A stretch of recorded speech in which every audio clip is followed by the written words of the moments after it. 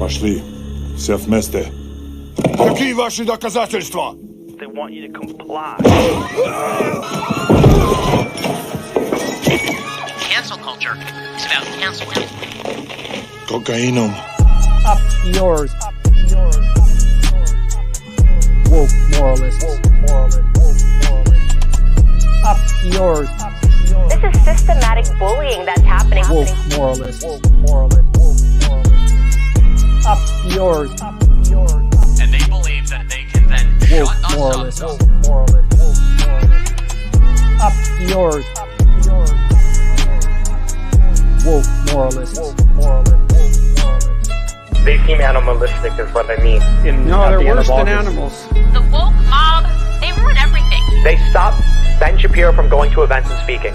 They stop Ann Coulter from doing it. I will never surrender even a single inch of ground to a pitchfork mob. You never cave to the mob. We will never bow to the mob. Ever.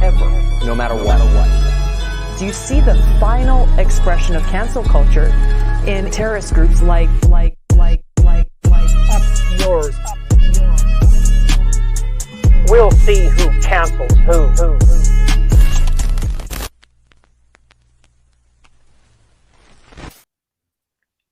Oh, I'm Hi. Hey. Hi, friends. Cinder, you are muted. Yes, you are. I can't hear you. Still muted. Everyone else is good? Yeah, how we doing, friends? I was going to say folks, but then I said friends. This is a great start to the episode. We're professionals. Yes, yeah, you're good now. It's not even a leftist audio issue. Yep. That's weird. Okay, something's going on. All right, because I don't know what I did. How we doing, friends? Good. I guess I could start by saying I'm very sorry for your loss, David. What, this loss? Yeah. Oh my God, you just scared me. I thought that somebody had died in David's family or something. Someone oh my did God. die. My hopes and dreams died. in the hearts of everyone from Toronto. Yeah, like I honestly I thought you were going to go to the distance. I was pretty surprised. This happens every year. The Leafs haven't won since 1967, so every year we are crushed. This is just how it goes. So we're used to it. It's fine. See, all Leafs fans are broken inside, so this is how it is. I'll never feel the loss because I don't follow anything like that. So you don't follow any sports? None? None, no. This is like for me when Sami Zayn didn't beat Roman Reigns at the pay-per-view in February for the title. When they were but that's all decided behind the scenes. They were in Sami Zayn's hometown in Canada. A fellow Canadian lost. That's right. There you go for you guys. Sami Zayn. All right. But that's the equivalent from there. I have not followed wrestling closely since the Attitude Era. I don't know. I think I stopped watching right before John Cena came in. So I that everything passed with John Cena. I just don't. No idea. No idea. All right, that's fine. Until you said John Cena, I didn't know we were talking about wrestling. Who did you think Sami Zayn was? I don't follow wrestling at all. Yeah. But who did you think? What were you thinking though? When you said for the title, I originally thought UFC or something like that. Like a fight. No. I'm not a big UFC guy. Huh. What y'all talking about? Right. I do have things. I mean, it's all the same company now, actually. Oh, it's all the same company now. Someone in the chat said they wonder if Olay got to see the Olay emote, like an emoji. Hold on, what? I haven't seen whatever you're talking about. What is it? Hold on. Let me see if I could. So I got So one of my listeners made a bunch of emotes for me, and I'm so glad they brought it up because I almost forgot. And I gotta still upload them to because I'm really bad about that. For Twitch. And I guess for YouTube too, they do emotes. And one of the emotes is this cool emote for me. Do you guys see that? Oh, that's cute. Oh, okay. Awesome. Like you. But one emote they sent me is actually for you, Olay, and I got to get it to you. Here you go. Oh, I love that. That's so cute. Oh, is it? Do I have my own little Dragon Ball? What's going on? Yeah, you got a Dragon Ball there. Isn't that? That's really cute. That's very cute. Oh, I like her. See, aren't my viewers the best? Yes. I'm more impressed about how are you putting that stuff on screen? I want to be able to do that. I know. I'm using my my usual live stream software as a virtual camera. So I can just So anything I pull layers. Onto anything that I pull onto that screen, you can see in my camera. Oh, that's cool. Smart. Well, I can preview some ideas or some things that we may be talking about this week, since I actually prepped some stuff this week. You did homework. I did. Assignment. Elon Musk spreads another lie. Oh, Ben Shapiro doesn't like women in swimsuits. Elon Musk gets questioned on his dumb tweets by CNBC. Ron DeSantis legalizing kidnapping of trans kids. Racist Marjorie Taylor Greene in her fight with Jamal Bowman. There we go. There's a few things that we may be talking about this week, and there's also Dianne Feinstein and that whole thing. There's a lot. Oh God, yeah. Let's start with we talked about the Ben Shapiro one on the Majority Report earlier, so it's a fun one. So let's start with that, so we can start off on a good, happy, funny note. Yeah, and then we'll go down the I was wondering as well. I saw this clip. I was wondering if there's more to it, because I assume, and so I'll set it up, because there is it's based on, I guess what sparked it is let me bring this up, is the new cover of Sports Illustrated. Yes, Martha Stewart. Well, there's multiple. Fabulous at 81. Here it is. So Martha Stewart, there you go, 81 years old. She looks incredible. Looks amazing. Yeah. So that's what a few months in jail will do to you.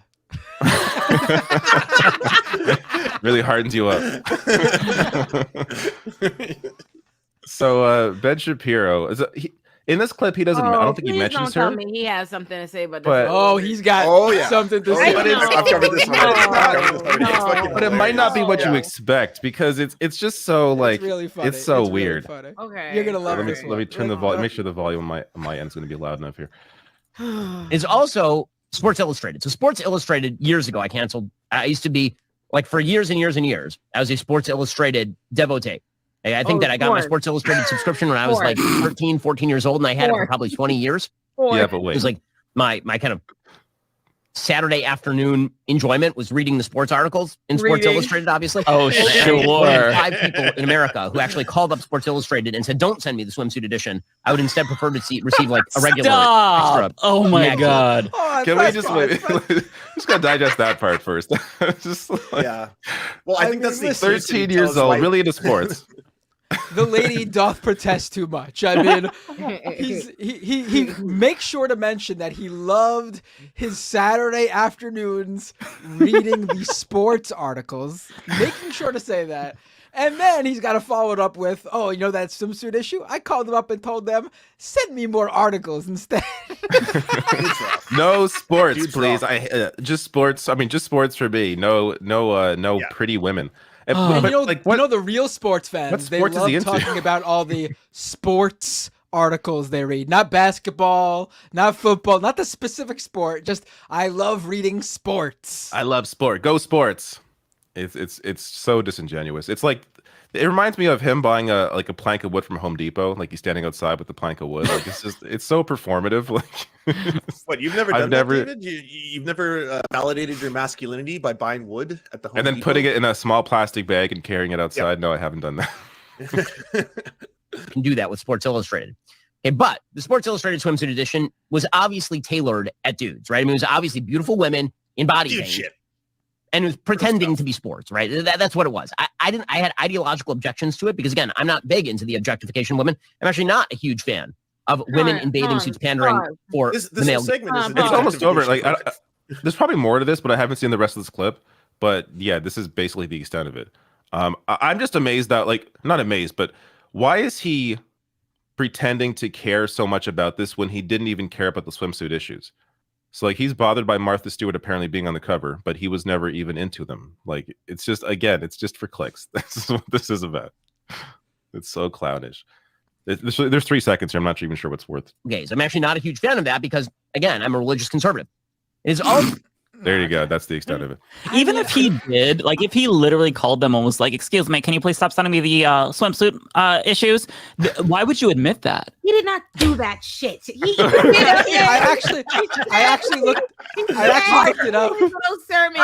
He said, let's be honest, it was marketed towards dudes and pretending to be sports. Okay, so you know, like, you just told me you had a subscription for 20 years, bro.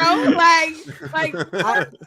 I actually looked it up, and apparently you could do that. You could opt out of the swimsuit edition if you were subscribed. Are you for real?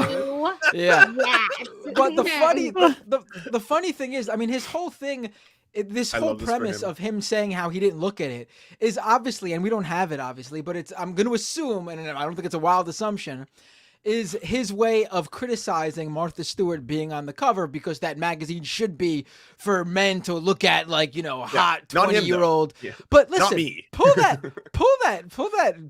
Martha Stewart cover back up, because she's looking good. She is. Why am I? Okay, what's your opinion? Thoughts, Mike? Right, that's what I said. I said thoughts, Mike. What are your thoughts on this, Mike? That's exactly what I said. I said, I didn't know you could do that. Me a second. I said, Dave, give me a second with Martha Stewart and Mike Figueredo, and I'll get a tissue. I'm dying. Yeah. Oh yeah, my God. Great. Yeah, I don't like. It's the who even honestly buys magazines anymore. Like, I don't want to be rude to anyone that works on a magazine. It was a great industry once, but like, it's not.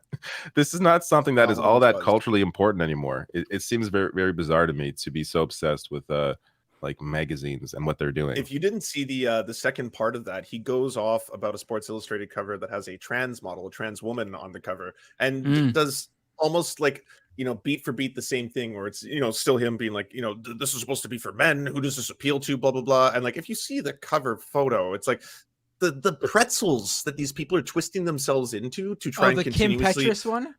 Yeah, like to sit there and I be saw like, Tim Pool talk about that one. I gotta tell you, she's looking good on that cover too. She looks incredible. To answer Tim Pool's question, does being into that make you gay? If it does, man, I'm the biggest homo now there. I don't know what y'all are talking about anymore, and Bender concerns me, but I know that Here, let me show you. My train of thought went, you know, when you ever something make you think of something unrelated, but y'all showed Martha Stewart, and then I processed Martha Stewart as being old as fuck on this cover, and then I was like, oh, I'm gonna die one day, and then I was like, and then like suddenly I was there, and then I was having a full crisis. Oh my God! Introspection. Like, oh my God. That's what happens when you smoke so much weed before the show. That's the paranoia setting in. This is the other one. Like, what's the problem here? Yeah, she looks amazing. amazing. She looks great. Looks fantastic. Tim Pool had the audacity to post this photo and talk about how like this appeals to like homosexuals who want to be fooled by neo-vaginas and all this kind of stuff. Yeah, I know. Did you say neo-vaginas? Mike, You know what you said? Neo-vaginas? If he didn't, he should have said that. That's hilarious. No, he said neo-vaginas. He said no, for real. That's actually take that. I love neo-vaginas, if I'm being honest. Nuts. That's way better than regular pussy. No, for sure. I actually saw a conservative trans woman arguing with him because she preferred him using the neo-vagina term over the other horrible things he calls insulting terms that he uses. Yeah. So like that's actually the preferable term for the conservative trans woman. Neo-vagina goes hard. Oh my. It honestly does. I just love that he like coined this term and he doesn't realize how based and amazing it sounds. Like it just makes it sound cool. Like I don't know if he coined it. I want to be. Oh, by the way, okay. our guest is here, so should I add him in? Yeah, let's bring him in. Hey, check. Can you hear me? Hey, we can hear you. How's it going, man? Hey, what's up, y'all? How are you? How are you guys? Doing well. Awesome. Folks, if you don't know, this is Zaid Tabani of Freestyle the News. If you haven't heard of him, you will very soon, because his content is absolutely fucking amazing. Oh man, thank you. I appreciate that, dude. I did that shit for like 2 years with 0 people watching, and then all of a sudden people like it, so it's kind of crazy to me. It's so good. I wanted to watch one of your videos. I have the link here. I'll actually share that because if you don't know, basically what Zed does is what we do, except he turns the news into music, and it's not just really like some quick put together. Like it's a fucking banger. Like every time I watch this video, it's stuck in my head every single week. So let me cue it up. Wait, quick! Freestyle being on Leftist Mafia right now. Go, do it. Don't let them do that to you. Do not make them make you shook and jive. Don't let these white men make you shook and jive. I charge for that now, bro. Oh, let me pause it. Hang on. 1 sec. Okay, let me share. Solidarity with the writer's strike. I can't do that right now. Nice.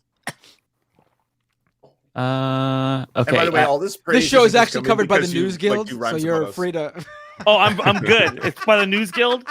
That's perfect.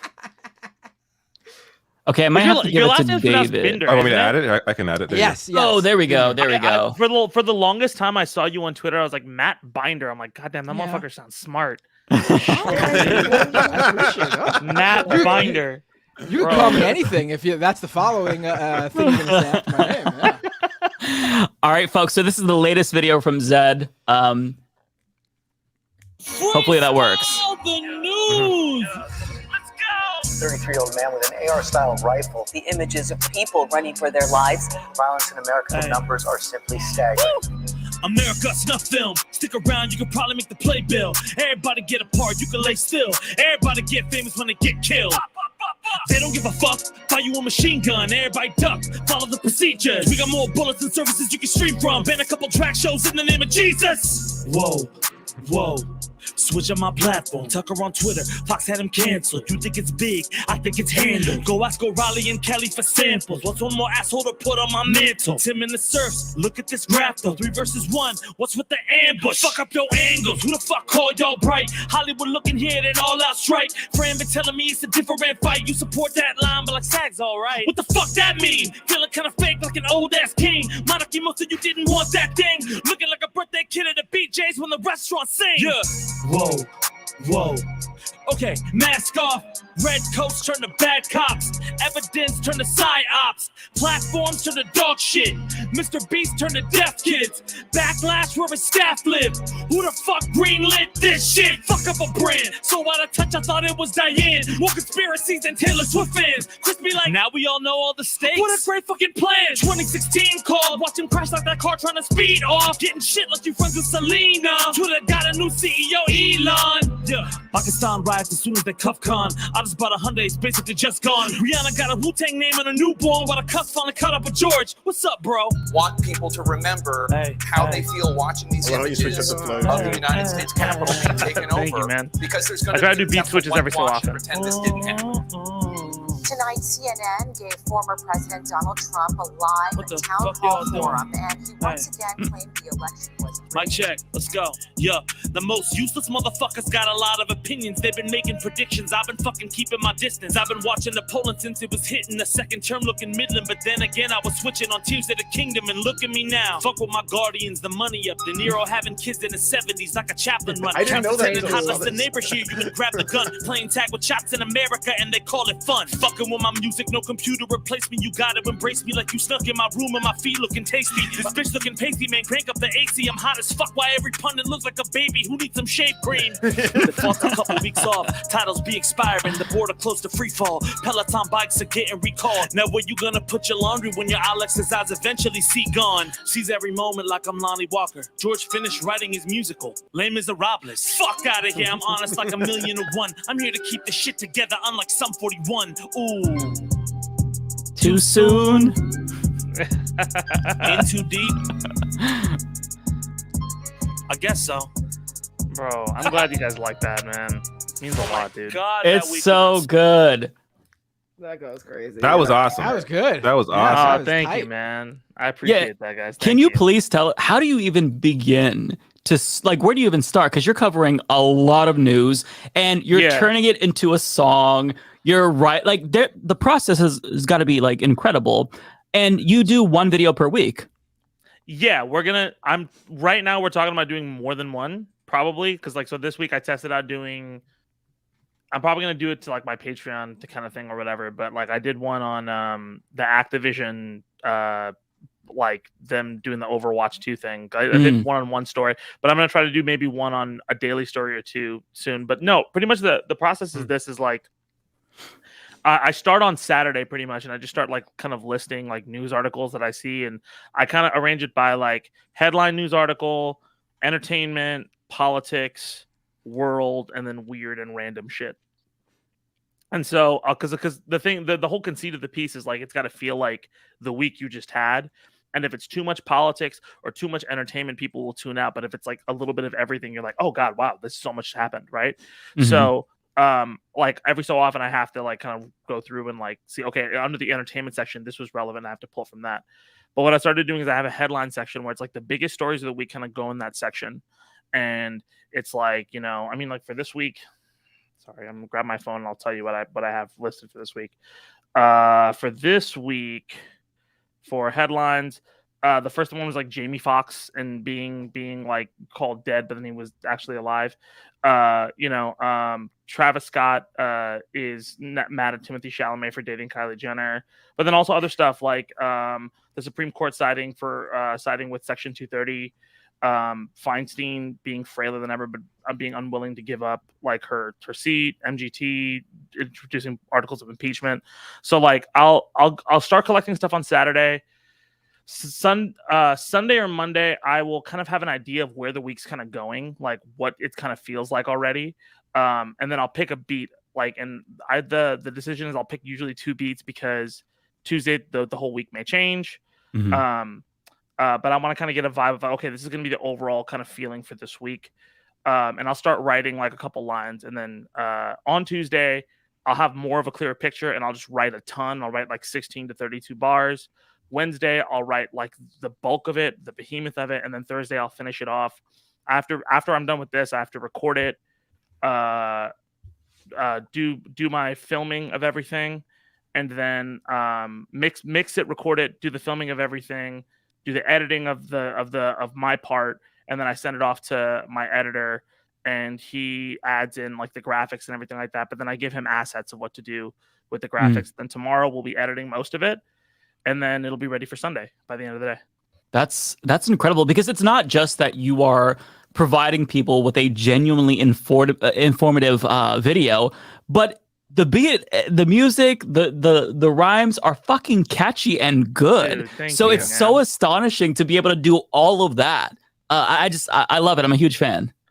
Dude, it means a ton, dude. And I'm a fan of yours. I knew about the Serfs quite a bit. Like Lance, I didn't tell you, but Lance interviewed me earlier this week. But we have a mutual Megaran, who I've worked with a lot, and he was telling me nice things about you, Lance. Awesome. Yeah. Oh, nice. So tell him he's fucking based awesome. And of course, we're doing a show. We're doing a show together on Saturday. That's kind of like the thing. We're doing a live show on Saturday, for like my subscribers or whatever. But yeah, I went to school for, I mean, I've been rapping like a long time, and I went to school for, I was the second person in history to get into Berklee College of Music for rap. And like, that's very dope. That's very dope. That's incredible. That's dope. Thank you. Yeah. I appreciate it. Yeah.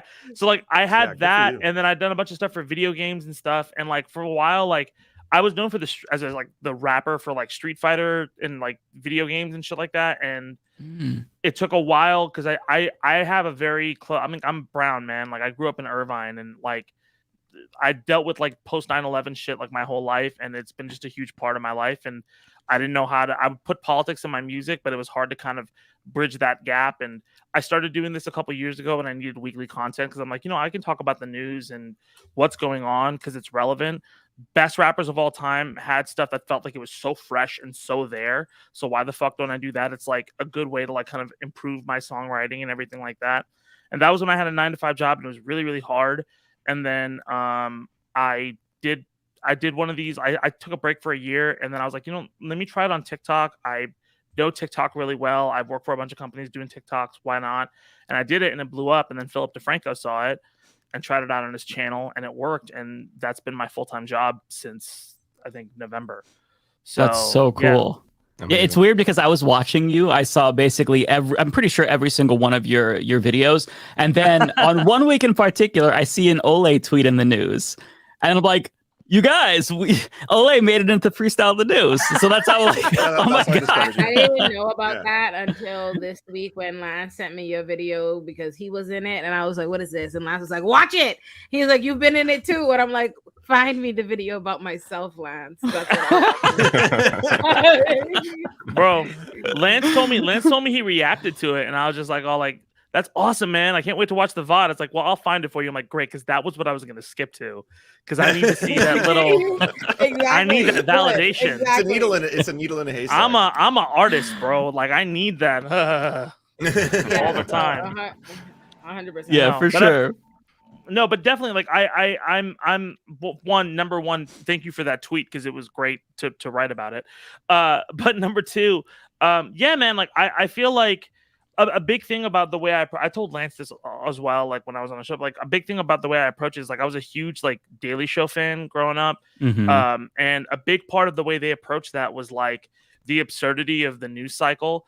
And I think that's still there sometimes, but like we've switched from like a 24-hour news cycle to like Twitter and everything like that. And I think there's just plenty more of the clown show to go around. Obviously I'm like left leaning and then a more left perspective. That's why I'm here. But like, I just think that like, yeah, I just think the entirety of man, I try to approach it like that and give people like, make people have a fun time whenever they see it. Cause you know, music was like my catharsis for a while when I was dealing with like post 9/11 shit. And it's good to have something where you're just like, oh man, this week fucking sucked. And then you hear something and you're like, oh man, I'm not crazy. Like, living in this insanity. I'm not like normal people understand this is insane, right? This is insane, right? And so I like to try to make sure that comes across and people don't feel like so. Not to be too hokey, but feel so alone. No, I think that's why it works so well, because what you're doing is essentially political commentary, right? Where, as you said, it's cathartic because you kind of have these reactions that you build into your songs, whether it's like in the bars or even like the ad-libbing, where it's like, okay, you get that perspective. Like you're trying to be objective and present the news, but also you're not afraid to insert your opinion. And that kind of like helps really build it up where it's like, oh, yes, thank you. This is fucking crazy. Thank you for vocalizing that in the song. And again, it's just like, even if there wasn't the substance there, like the music itself is so good, but to add the substance to it, that's what I think just puts it over the top. So that's why I've been watching since day one. And I told Zed when we were talking a couple of weeks ago, I'm like, we've got to bring you on the Leftist Mafia before you're too big. Oh man, I hope I get there. Smart. I hope I get there, man. I'm trying real hard. All of this is really new to me, so I'm like really like I'm very flattered to be invited on here and to be amongst y'all and to talk some shit on people. So it's very, very flattering to do all that. And I'm glad you like the music too. Like I think the big thing is like trying to make it so that it is, I mean, like, yeah, like a banger. I want it to be like really hype and really enjoyable every week, but I also don't want it to be like the same. Like, it's got to have different energies. It's got to have like sometimes delve into different genres and stuff like that. Like, and be a little bit more fluid so people don't get bored and you can have something to listen to all the time. Like, there's ones that I don't know, man. Like I'm trying to make it as fluid as possible so it's not like expiring like the next week, if that makes sense, you know. And then every so often, and then hopefully at the end of the year or even midway through the year, you can go back and be like, man, what the fuck happened this year? Oh shit, here's my New Year's playlist. So yeah, that's the hope. And then do like a remix at the end of the year of the entire year and just mix them all together. Oh yeah, I'm getting ready for that. That's gonna be that's gonna be hard. Yeah. I think it's harder to do. That's what I was telling like it's harder to do like at the end of the week than it is to do like during the day. Because like if I do it like one on a day, I'm like, okay, well, I know what happened and I know how significant it is and I know how I feel, so I can just run through this shit and I can talk about it. I can spend more time on each story. But at the end of the week, I'm like, oh my god, I gotta fucking figure out which shootings did not make the cut this week, because fucking there's a shooting every week.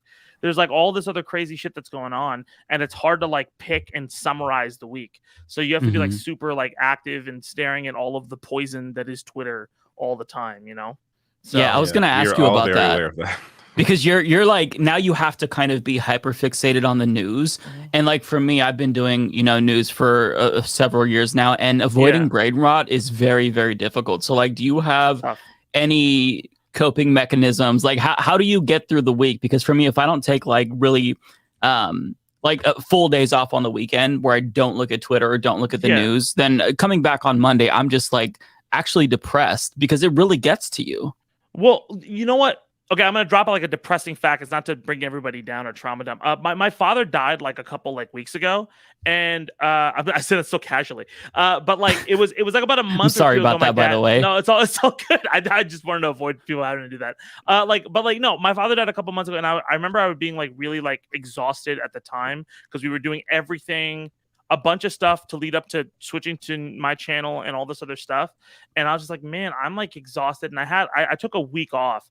And during that week, aside from like play video games, because I love video games, something that I did that was nice was like write for myself. And I mean, I know that not all of you, I don't think all of you are rappers, but like doing stuff, creative work for yourself, you think it's going to drain the tap, but it actually is very fulfilling because it's a muscle, it's a part of your muscle that you haven't worked with, right? So like you're being observational and pulling news stories and disseminating them and giving your opinion on these news stories. But I'm sure that like for me personally, like what I noticed is when I write for stuff that's not necessarily just the news, it can have political tinged ideas, it can have stuff like that, but if it's about personal, like just day-to-day shit, like shit with my girlfriend or like, you know, like how it feels where I'm at in my career and all this other kind of stuff, it just kind of feels like, oh, okay, I feel a little more free now and that I've gotten some stuff out of my system, so then I can tackle all of this other stuff. So I've been doing that like every week because this shit gets it's exhausting to write only about news all the time, like especially with rap stuff, because like if like again, there's been a mass shooting every single week except for like 3 weeks this year. And so I have to write about that every single fucking week. And there was a point where like Elon Musk, Kanye, and Trump or somebody else made the news like 7 weeks in a row. And I'm so fucking tired of talking about Elon Musk and his fucking blue checks, bro. Like I'm so over it. And Kanye said something crazy. Like, okay, fucking of course he did. Like I got so exhausted by it. I think doing. Oh no, sorry.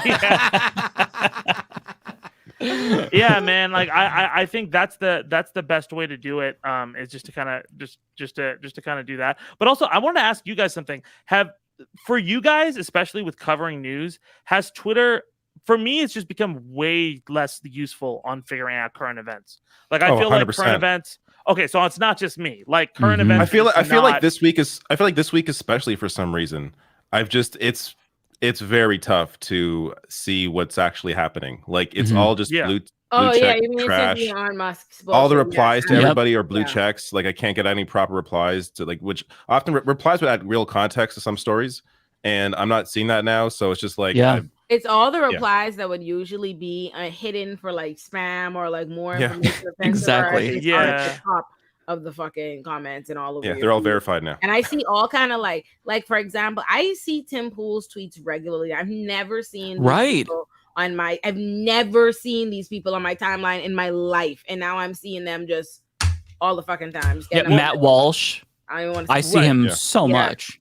Well, here's the thing. I do think because you guys are more in that, like, because again, I've been in like gaming, music, and news, like all three kind of there. So I wouldn't see a lot of like people would say like I'm seeing like animal violence videos every week. I'm like, oh, I'm not noticing that.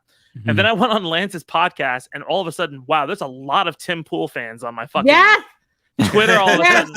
And what I'm noticing, but what I am noticing in like other communities, like outside of just the political sphere, like if you even outside of the political sphere, what's interesting to notice is that especially in like esports and gaming, the tweets that usually get promoted, because I worked in esports prior to all of this. I worked in like fighting game community stuff, and I worked for Evo. Like that community like has the most controversial take from anybody go viral, and it's just a fight for like 24 hours. And it feels like definitely the engine I think is just promoting whatever will piss you off. Yeah. You know, on a daily basis. It's just interesting it's shitty.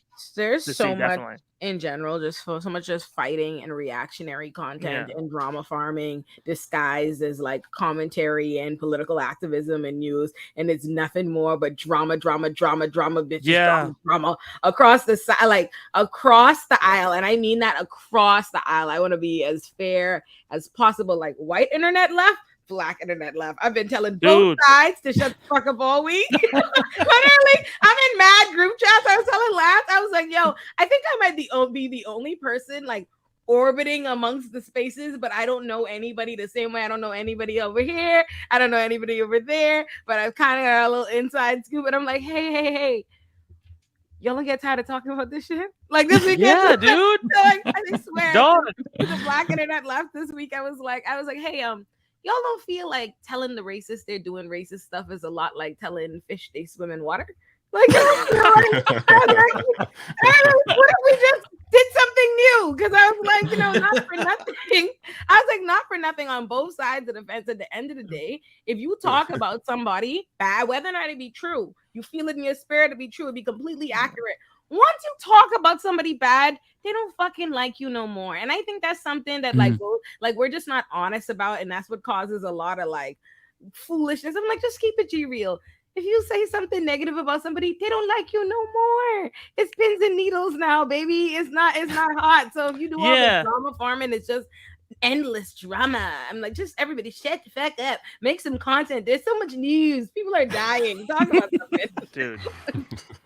It's just exhausting too. You just wonder like why the energy could not like be spent on other like especially make content. Like why the energy could not be spent on other things rather than just the exhaustive energy of like I think it's a lot of people wanting to be self-fulfilling, and like there's a lot of accounts with like a lot of verified accounts with like 1,000 followers who are just like, all right, guys, this is my ticket to fame. I'm gonna do a big takedown of Lance. Like there was a guy yesterday who had seen the interview with me and you, Lance, who was like tweeting up a storm about me, like on I've never met this person, and like tweeting up a storm about him, and I'm sure that's like yeah, join the club, but like tweeting up a storm about me at like 3 a.m. like, bro, it's not that deep, bro. That's so I just weird. Fucking rapped about it, dude, man. It's not that deep. It's not that deep. Eminem doesn't like Moby. I don't like Tim, bro. That's it. That's it. It's fine. Everyone's fine. Well, you know what? The other thing that's kind of wild though is if you made like freestyle science about climate change every single week, it wouldn't get like the same clicks too, right? Like you do a really good job of kind of intersplicing stuff that is important and you should talk about, like dismantling white supremacy and stuff, and then also putting in current news that's going to make people be like, oh, I know that reference. I get that. I know who Mr. Beast is. Yeah. Well, because the thing is, rap is about the culture, right? It's a cultural stamp. Like when you're freestyling in general, like you're taking a cultural stamp and personal identity and all this other kind of stuff, and you're putting it in there. I think a thing about the news, and this is the thing, is like when I was trying to think of what to do for like weekly shit, I was like, because my goal has always been, I came up in the era where like a lot of battle rappers and like every rapper was still trying to be the best and everything like that, and who's the GOAT and all this kind of shit. And like something I noticed from like, if you look at like rappers who like broke through whatever zeitgeist there was and like left an imprint on the culture, like Kendrick and Tupac and fucking Eminem and Nas and all these people, all of them have moments in their songs that like you feel like, oh my God, that was happening then. That they said that. Like my favorite, like during the Iraq War, like I heard like an Eminem verse where he talked about like, oh, you're gonna get when you couldn't say anything about the Iraq War, you're not American, you're not this, you're not that, culture war in full swing, and he's like, you're gonna get fucking drafted. This place fucking sucks. This war's bullshit. I'm like, you can fucking say that in rap, and my dumbass who lived in Irvine, which is like the bubbliest bubble of fucking California, was like, I want to do that forever. I want to fucking talk shit and say what I want to say, and if that's the medium to do it, that's what I like. And I like to talk about culture. I think it's relevant when I think a lot of people know about the Mr. Beast story. That is relevant. That plays into when you see things in media, in culture, like fucking like Will Smith's slap at the Oscars, that plays into everybody's view of the world for the next like, what is it, 72 hours in some way, shape, or form, or the next week. So I think it's We important to dragged call that those for things so out. much longer than that, unfortunately. Oh my Yeah. Okay, yeah, it dragged played the for fuck out of 72. that. Yeah, it played for 144 hours more than it needed to. Right, But yeah. yeah. Well, fun fact, on our very first episode, we uncanceled Will Smith specifically because of that slap. So you're welcome, Will Smith, for your career back. That's right. You remember? God, how do you I remember? have no fucking idea what happened. I don't in the remember first what happened episode. yesterday. I'm a huge fan of our show. Would you like me to tell you?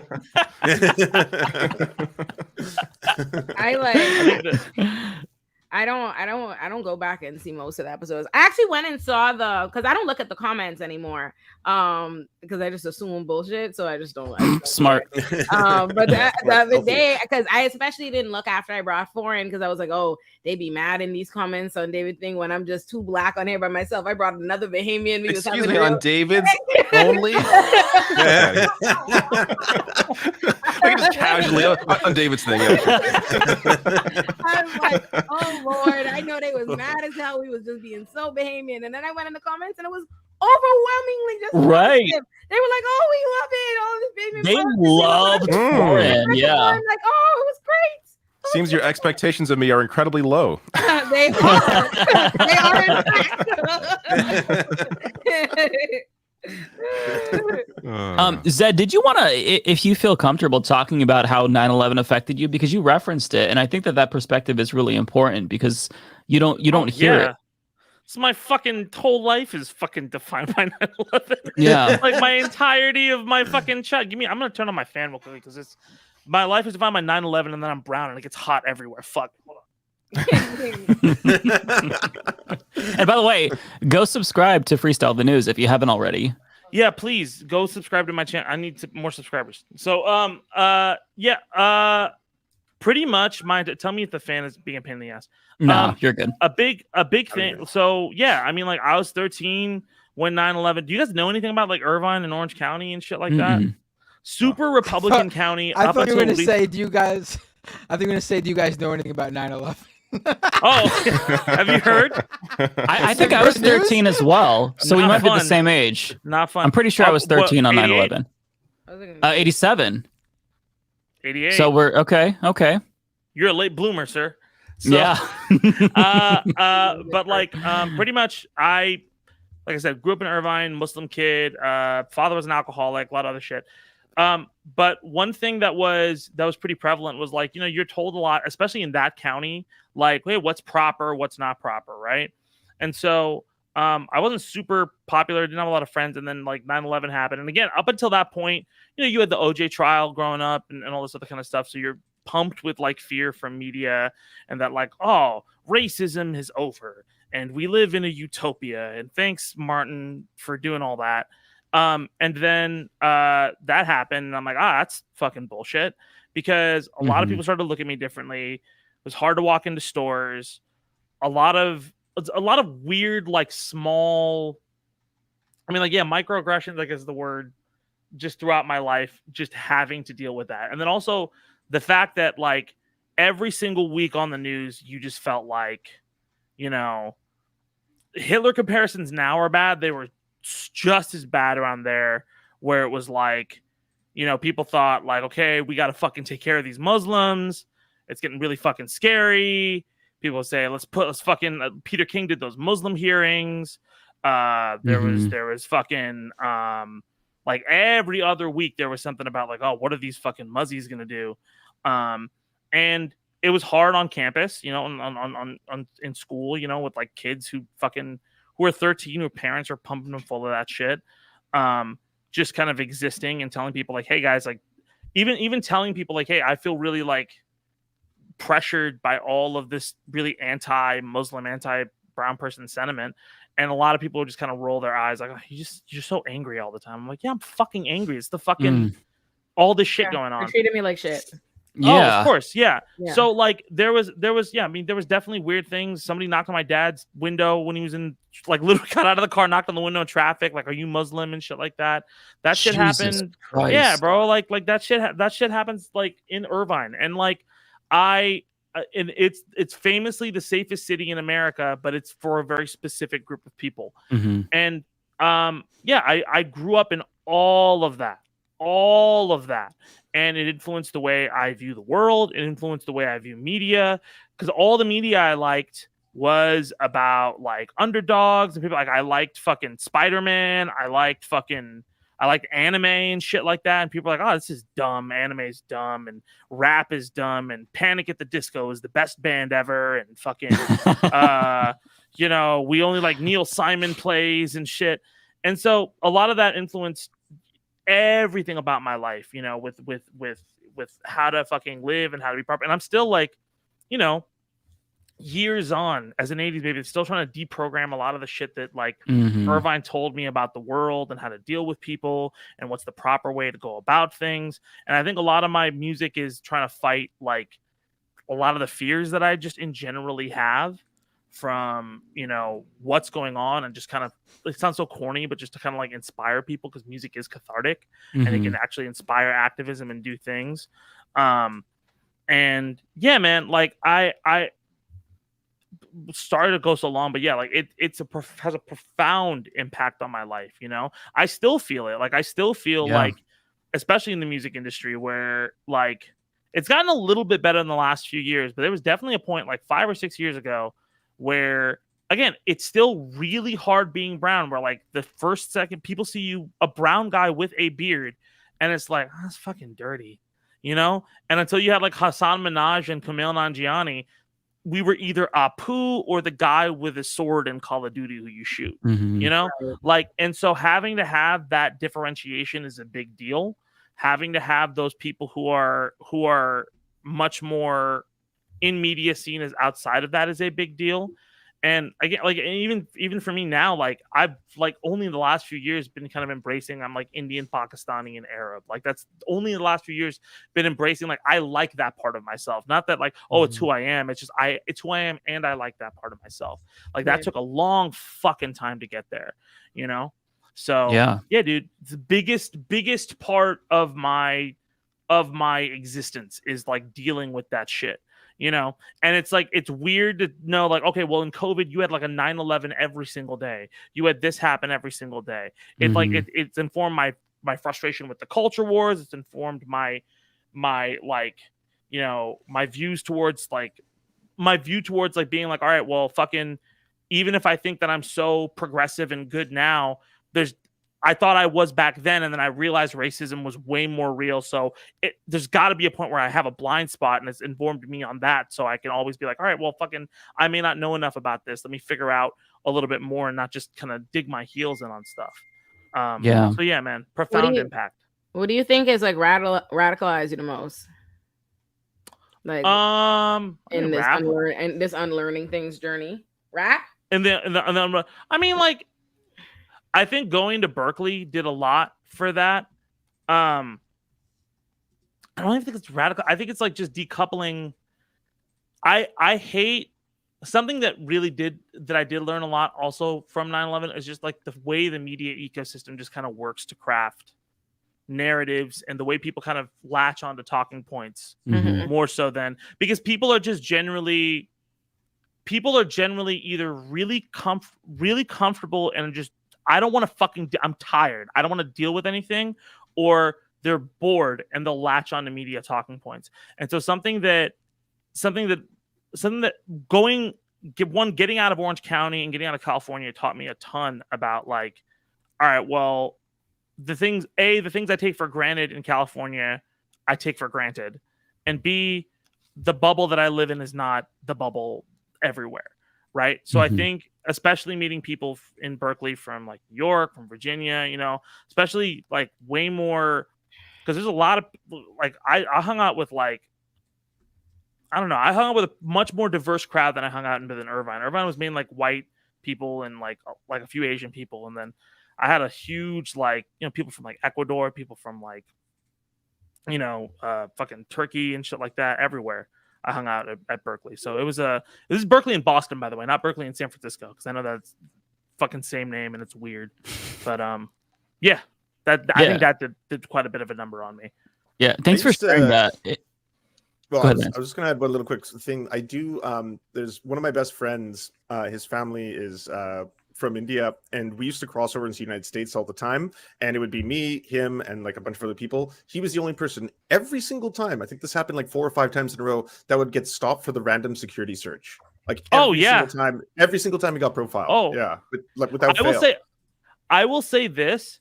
Recently, it's been a lot better, but there was definitely like a string for like a long ass time where I'm like, oh, I gotta be ready to be. I gotta be at the airport like 3 hours instead of 2 hours early, for shit. Because like I remember my little brother was 8 at the time, and he got stopped, and because he had a fucking like they were like questioning him about a tissue that he had in his hand because he was blowing his nose, and they were just like, well, what do you have in that tissue? He's like, snot, like so suspicious. It's yeah. So there was definitely like a period where that was like definitely I remember coming back from a trip, and like I was in the air when all of it was happening, and I got to like this one airport, and I was just walking around with my bag, and a security guard came up to me and just like started opening my bag and looking through it. I'm like, what the fuck is going on? And then when I finally land, my friend's picking me up. I'm like, dude, what's going on? He's like, dude, you not here? Like there was a bombing in the Boston Marathon today. And I was like, oh, but like I was getting stopped so much that day, and I had no fucking idea what was going on. So Jesus, yeah. I mean, I don't think that people really realize the like the ripple effect that 9/11 had. Like, I mean, just like in 2016, people forget this, but like Trump was proposing his Muslim registry, like a lockdown on Muslim, like scary shit. And I feel like with different groups, like the bigotry, like it comes in waves, right? Like there's really increased intensity and then it kind of dies down, but it always comes back because there's always going to be some marginalized group that is the target, that's the scapegoat. And yeah, I think that these stories are really important, even if it's kind of like it's hard to talk about. So I appreciate you sharing because yeah, it's just so fucked up. I appreciate. I mean, that's why I talk about like rap and everything. Like I love talking about. Now I like talking about it because it's something where I can like talk about. I think a lot of the frustrations that I have currently with like the world right now have very similar shades to what was going on then. Like it's very hard to not see the culture war now and feel like it's been cribbed from that era. Like I really do think that like Twitter is Twitter in 2023 that wishes it was 2012 or 2003, right? Like they want a world that's around that specific time, and it's not. And so it's very hard for them to understand when certain culture war points, like it'll do really well amongst a base, and then when election time comes in, oh, the mayor of Jacksonville just lost their job. Like that kind of shit happens all the fucking time.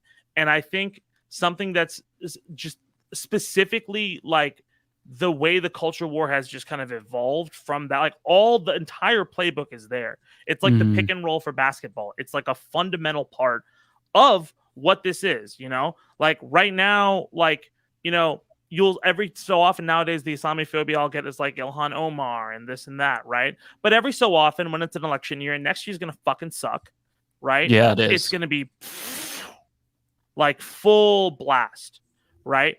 And I think the only thing, like the main thing that has saved, that has helped people in the past is that it's exhausting. When that's the only thing in your playbook, like the reason all of that shit disappears. I'm sorry I'm talking so much, guys. I'll shut the fuck up.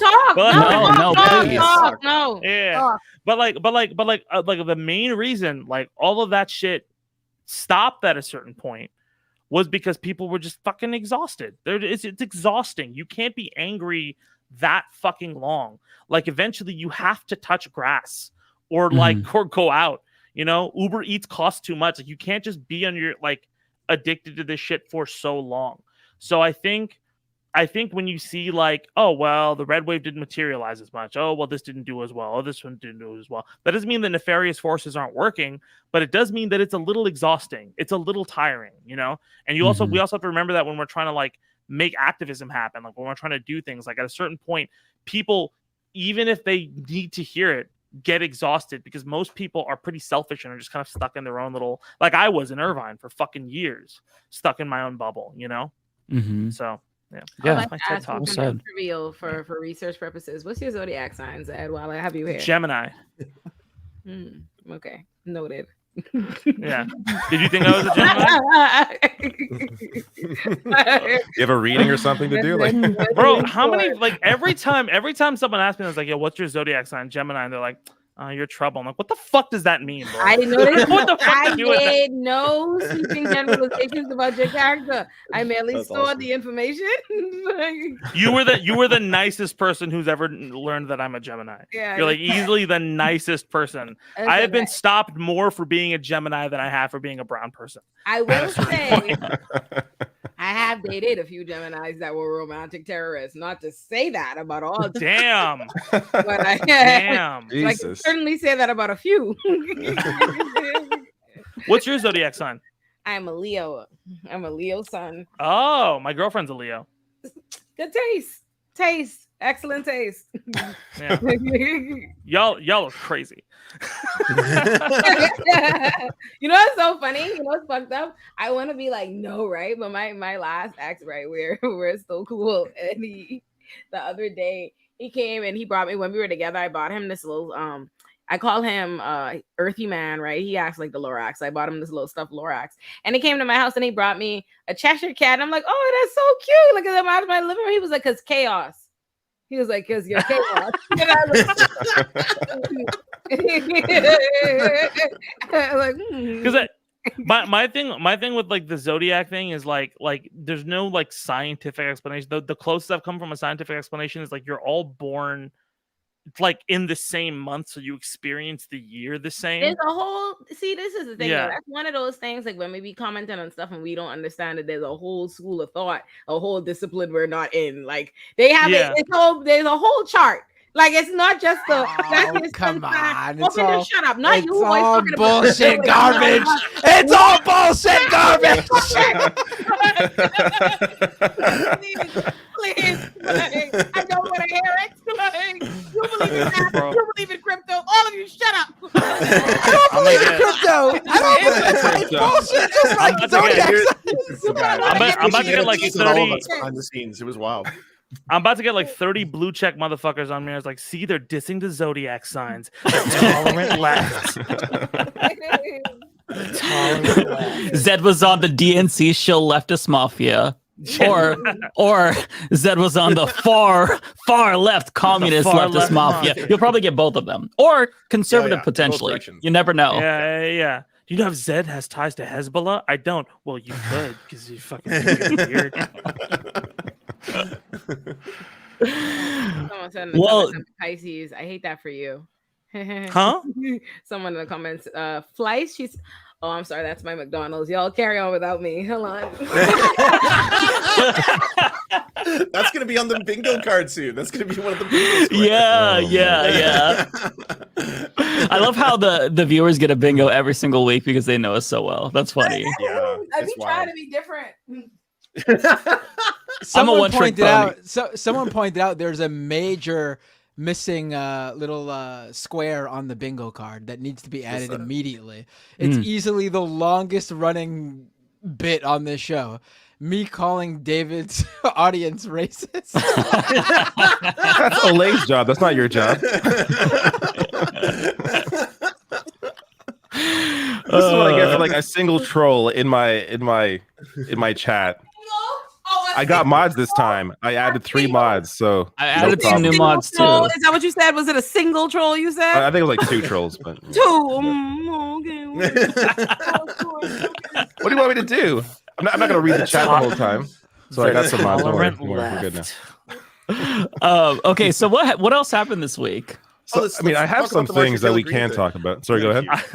Well, I said Marjorie Taylor Greene. Yeah, I know you have a list. When you mentioned Marjorie Taylor Greene, you didn't bring up that like super fucking racist shit she was doing today when she was called a white supremacist. Folks, I just put out a very long video. It's 17 minutes. I go through all the receipts. It's a great video. Go watch it. But yeah, okay, proceed. I have to plug my shit. Yeah, so I'll do this. I mean, this is the one that I saw. I think there's also a previous video to this where they're actually like battling out, like her and Jamal Bowman. But this is just her comments. Oh, about her being afraid of Jamal Bowman. Yeah, that's the video I got. He was aggressive and threatening, and his demeanor was just really. I mean, it's I haven't even seen textbook. that. Let me see. Here we go. Were you gonna say Karen behavior? Yeah, Central Park Karen in particular. Like she channeled Central Park Karen. Like the soul of her winning. I will say this. I saw the Matt Walsh tweet where he was like, Karen, I'm sorry, Matt. No, go ahead. Go ahead. This happens. I saw the Matt Walsh tweet where like he's like, Karen is a fucking racist slur. Oh yeah, it's a racist slur. I saw that tweet, but I haven't heard racist. Dave, can you zoom out again for a second on this tweet? Attack on Titan looking at somebody. First of all, no. First and foremost, he needs to take Karen and be happy with it because I don't like that shit. Because I don't know why we keep calling racist white bitches Karen when we need to just call them racist white bitches. That's what they are, and it's ridiculous. Karen slur. What it is making something like downplaying what it is. They get people killed, they get people arrested just because you happen to see a couple that make it to Twitter and social media and everybody Karen, Q. And no, racist white bitches. But also like white women are not the only people who are called Karen. Like there's a lot of motherfuckers called Karen and who are men who are like Straight up. I just feel bad for like actual Karens, like people named Karen who aren't like bro, that. They're famous, bro. Especially if they're good. If they're good people and they're named Karen. I know it's just not fair to them. It's not fair to them. You know how many you know how many Kyles have been radicalized in society over the last year, bro? It's an epidemic. Like I don't get it, man. I just love how the responses to Matt Walsh's tweet is just okay, Karen, shut up, Karen. Like nobody cares. I don't know why Matt Walsh wants a racist slur against white people like that bad. It's not that great, bro. It's not great to have one. It's not. He wants to be the victim. Yeah. Matt Walsh has to it's all about victim behavior. That's all it is. Yeah, bro. There was not enough. I was swarmed. It's all on video. Everyone can see this. But I will tell you what's on video is Jamal Bowman shouting at the top of his lungs, cursing, calling me a calling me a white supremacist, which I take great offense to. That is like calling a person of color the N-word, which should never happen. She actually said that with a straight face. This is the first time seeing this video. This is unbelievable. Wait, hold on. I just want to say this is someone who just last year, I believe it was last year, could have been the year before, but sometime in the past 2 years, showed up at Nick Fuentes's America First event as the special guest of the evening to come on stage, give Nick Fuentes a little hug and shake hands, and then give a speech to his white supremacist Groyper fan base. I think calling her a white supremacist is a very fair categorization of who this lady is. Absolutely. I just don't know how it's the same as the end. That's such a weird. Fuck? Again, it's that victim behavior. No, it's not just victim behavior, but it's a deliberate way that people who are in power like prevent other people from having the words to call it that. If you make these are slurs that you all have come up with when you subjugated a people, and then you call them naming and claiming what you do, the system by which you subjugate people and you uphold white supremacy, you make that tantamount to you being oppressed in a slur. What it is gaslighting people. That's what it is. It's a deliberate tactic. It's not just victimhood. It's bullshit. Is equal to that, and that is wrong. Jamal Bowman was down there cursing at me, telling me to get the F out of there. And he was leading the mob right outside the vehicle I was sitting in. We have this all on video. And then we do actually, and that's unfortunate for her. Oh, I haven't seen that yet. One that approached me, even CNN reported that, yelling, shouting, raising his voice. He has aggressive, his physical mannerisms are aggressive. This is so racist. This is right. Can I say something? Can I just say something? Can you pause? Like, I just don't understand. Like, if you want my, like, I appreciate being a guest on this week. Like, just as from a rapper's perspective, something that really fucking annoys me is like, look, like when I hear people about like woke people are like weak and shit like that, bro. I'm a rapper. I grew up in battle rapping. When I hear people who are like free speech advocates get fucking pressed over that, it's so fucking annoying, dude. Like, why are you so pressed over it? Somebody telling you to get the fuck out. Because it's bro, you were in the fucking halls like a year ago in front of AOC's office, like with like your 4 motherfucking friends banging on doors and shit with like the most unathletic motherfuckers alive. starting a chain gang. Before she became a school shooting survivor. Yeah, and on top of that, before she was a congressperson, that was her claim to fame. She went to DC as just like a right-wing activist, and like literally followed and harassed David Hogg, who was just a high school kid at the time. Yeah, and on top of that, like her first couple of weeks in Congress, do you remember that Cori Bush had to move offices away from her because she was so confrontational? Do you remember how, I forgot who it was, but she said that she felt threatened by like Guam veterans who brought cookies for her because she said something stupid about the people of Guam, but she saw like all of them and she felt intimidated when they were just trying to be nice to her. Like there's so many instances of her like trying to weaponize her like whiteness and Karenisms against people of color. It just, she's such a liar. And if you look at the videos, so the video where she says that Jamal Bowman was being aggressive in his demeanor and mannerisms, like she's up in his face as well, like pointing at him, and her guns are as big as his. Like she's trying to pretend like she's all, she's threatened for her life. She's such a fucking liar. Like she talks about this being on video. So if you go back and look to the video that she was referring to, so she was in New York City the day that Trump was getting arrested, and there were a bunch of counter protesters that basically like drove her out of the event. And she said that basically Jamal Bowman tried to sick the mob on her when in actuality, if you go back and watch the video, which I did in my video, he didn't start yelling at her until she was in the car and safe. And after that, he was talking about how, get her ass out of here. Like, this is my city. We don't support white supremacist rhetoric. We support love. It's like, very fucking threatening as he's preaching about love. Like, she's such a liar. I think there's a new video now with the interaction. I haven't seen any of this, but new interaction. I haven't seen the footage yet. I want to see this. Turn this volume up. All right. What are you talking about? Where are the migrant what children? Kids? You guys We're accepting them. We love them. We love the migrant children. Wait, we lost them. You can't find them. What are you talking about? What are you talking about? Yeah, migrant children missing. No, we don't know the news. I don't know. That's Fox News. That's Fox. Let me tell you something. Yelling, shouting, raising his voice. He has aggressive mannerisms, and I am concerned about it. I feel threatened by him. It's so nonsensical that it's comical. You can see clearly in the video that we were like playfully jousting with each other. She was laughing, I was laughing. We were talking about each other's party and certain issues. So the demeanor and the disposition, on the steps, it was playful. We were going after each other.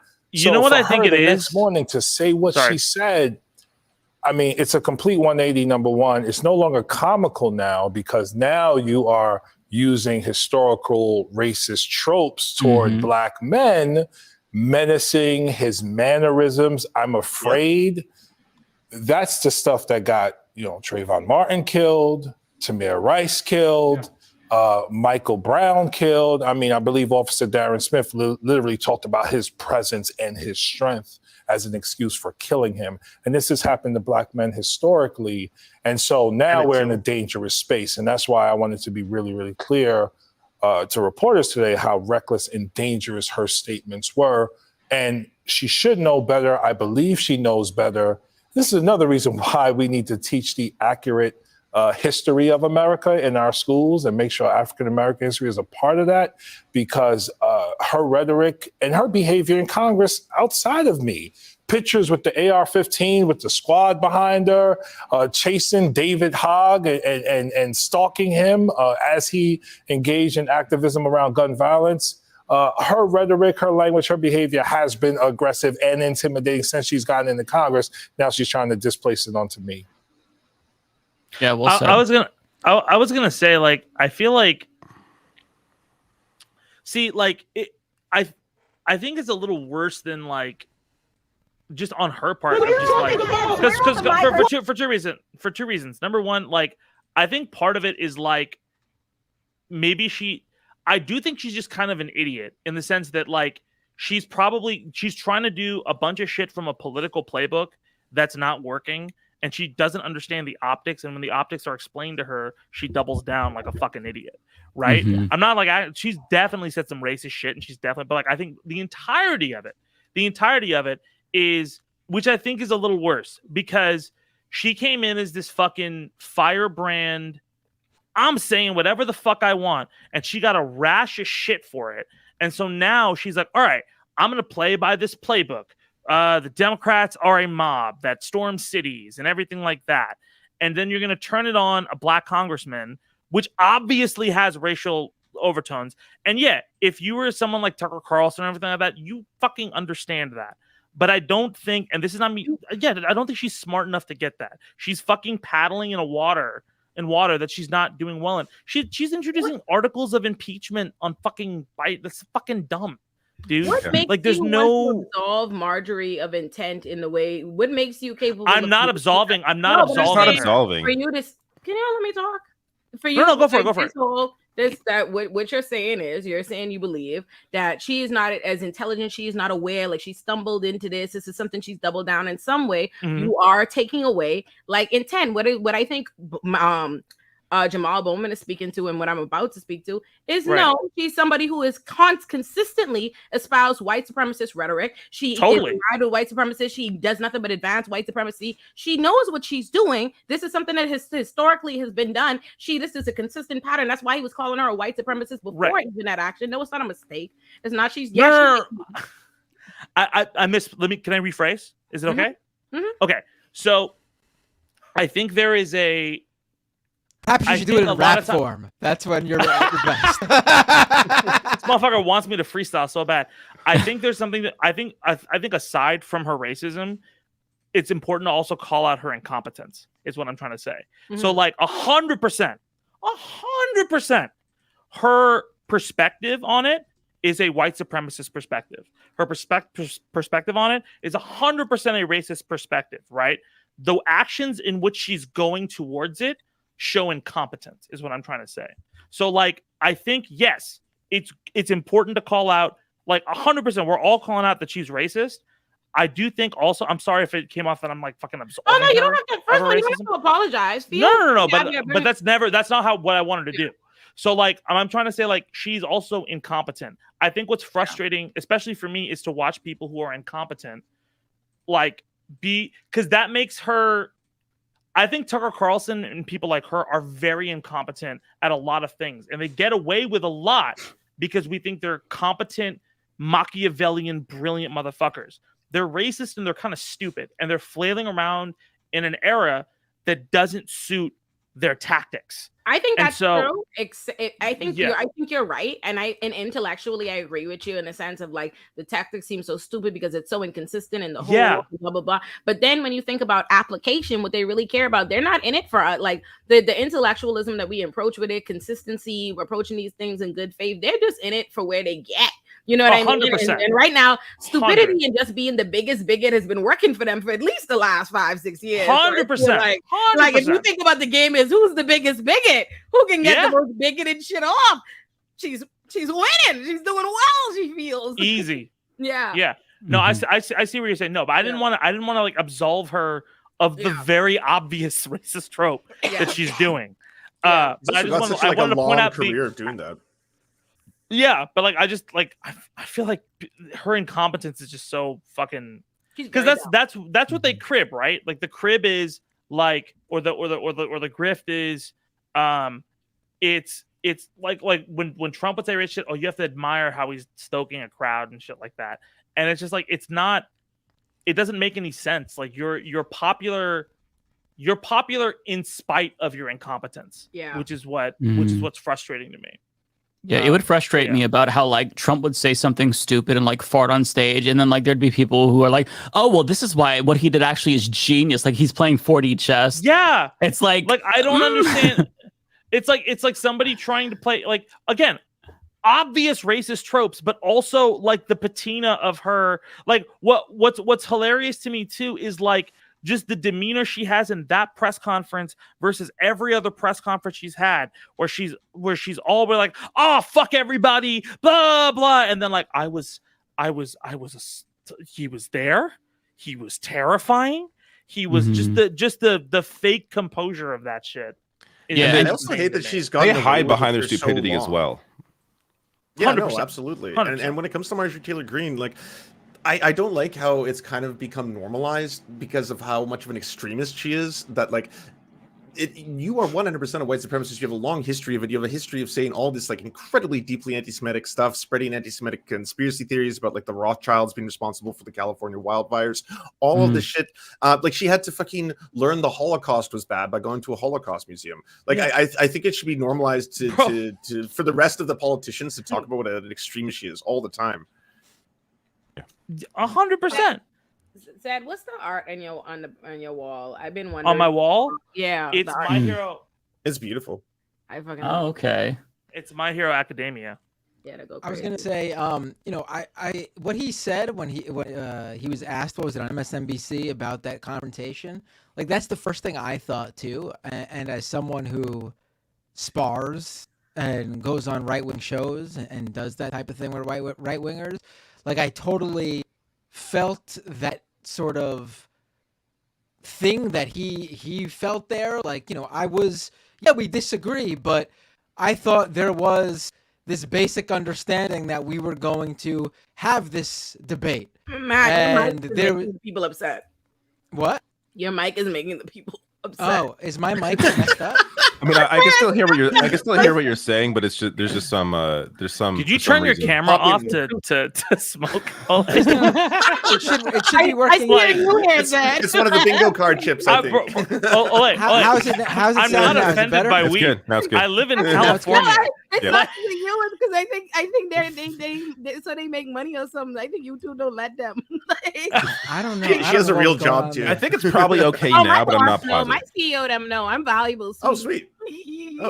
Damn, I just saw everybody in the chat was going nuts. Olay wants to make an entrance because when she comes back, there's like a smoke cloud, like it's slow motion. I was like, shit, bro.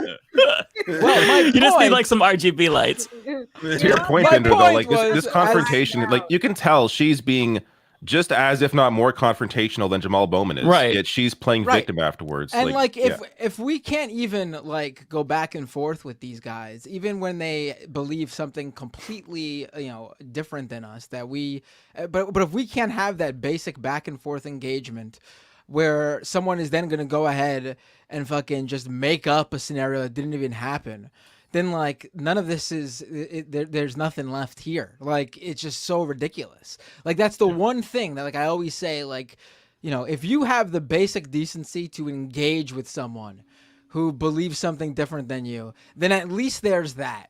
And like that's how I feel Jamal Bowman like was so like he was like backstabbed in a way. Like he thought no matter how terrible she was, he thought there was that basic level where, oh, we can at least go at it with each other and walk away. But she basically defied that by making up a scenario where he was attacking her. And now there's not even that. Like now he knows that not only does she have completely different beliefs than him, but she will use just complete bullshit to stifle just any even discussion or debate on the issues, which means you can't even discuss with her.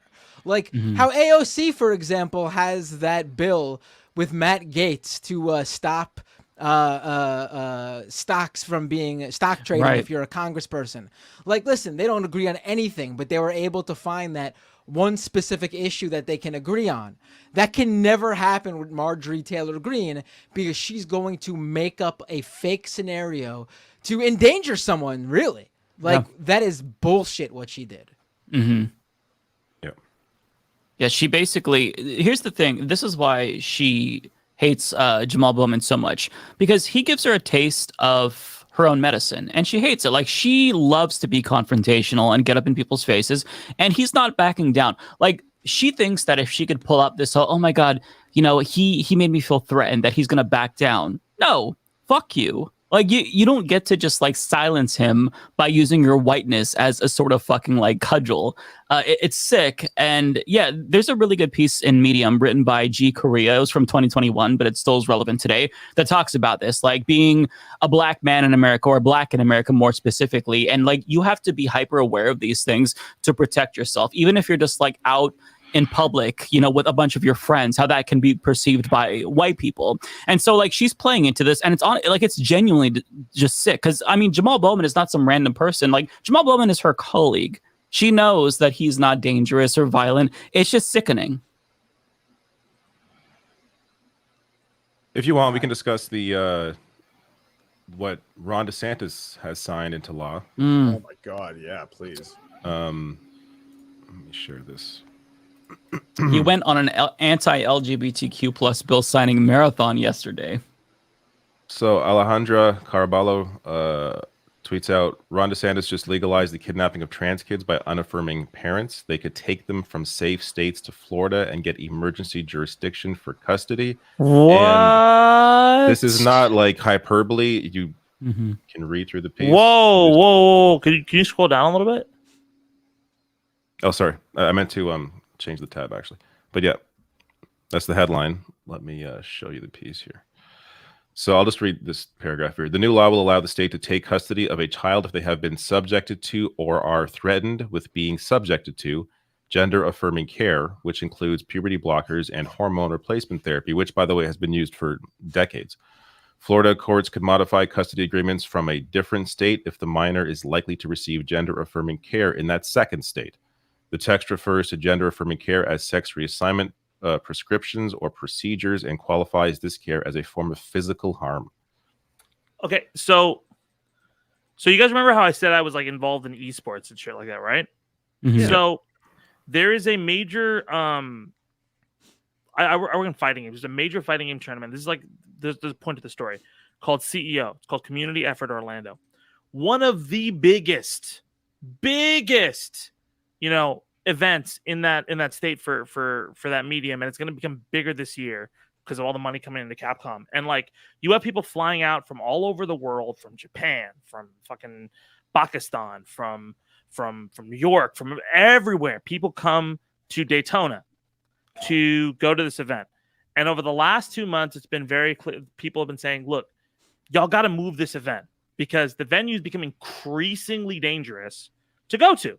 Even prior to DeSantis, there was shit going on where people would just be in Daytona, and like a friend of mine who's a commentator, just in Daytona, people free passing with a car by, yelling the N-word, throwing shit at like black people and gay people and brown people. Like that shit was happening all the fucking time. And there's been this thing like, hey, it's really dangerous to be in that state. You gotta move. And they're saying like, we can't move. All of us live here. It's very hard for us to move this event. First off, that event's gonna have a lot of fucking like you're unknowingly fucking your economy as well as endangering trans people there, right? Like it makes no fucking sense. Like Ron DeSantis is throwing this culture war bullshit into his state and fucking not only the culture of his state but the economy of his state by doubling and tripling and quadrupling down on this. Well, Disney because I don't know that anybody who would fucking go to this thing because of that now. Disney just announced they weren't opening up a new. They were supposed to move $2,000 billion from California. Yeah, $2,000 billion. Yeah, California's in a surplus. Outside of the writer strike is fucking it. But like without the writer strike, we were in a surplus. Florida too. Huh? Truckers are starting to boycott Florida too. Really? That's gonna have devastating effects, obviously, to supply lines, all that kind of stuff. Yeah, bro. I don't. Again, like I just don't understand. Growing up, I was always told party of business, not this is stupid. This is unbelievably stupid. And that's not even taking into account the amount of people who are trans in Florida and are gonna have to deal with all this fucking horrific shit, who have to go into hiding about who they are. It also targets trans adults. Only physicians are allowed to offer gender-affirming care, not nurse practitioners. Anyone who violates the law could be charged with a misdemeanor. And this right here is significant because 80% of gender-affirming care in Florida provided to trans adults, it comes from nurse practitioners. So it's going to make it virtually impossible for a lot of trans adults in Florida to get gender-affirming care to where they're having to do GoFundMes to like leave the state. My friend had to do one. Thankfully, she just reached her goal. But on top of that, as of July 1st, there's another law that takes effect that he just signed on that same day, and it's a bathroom bill.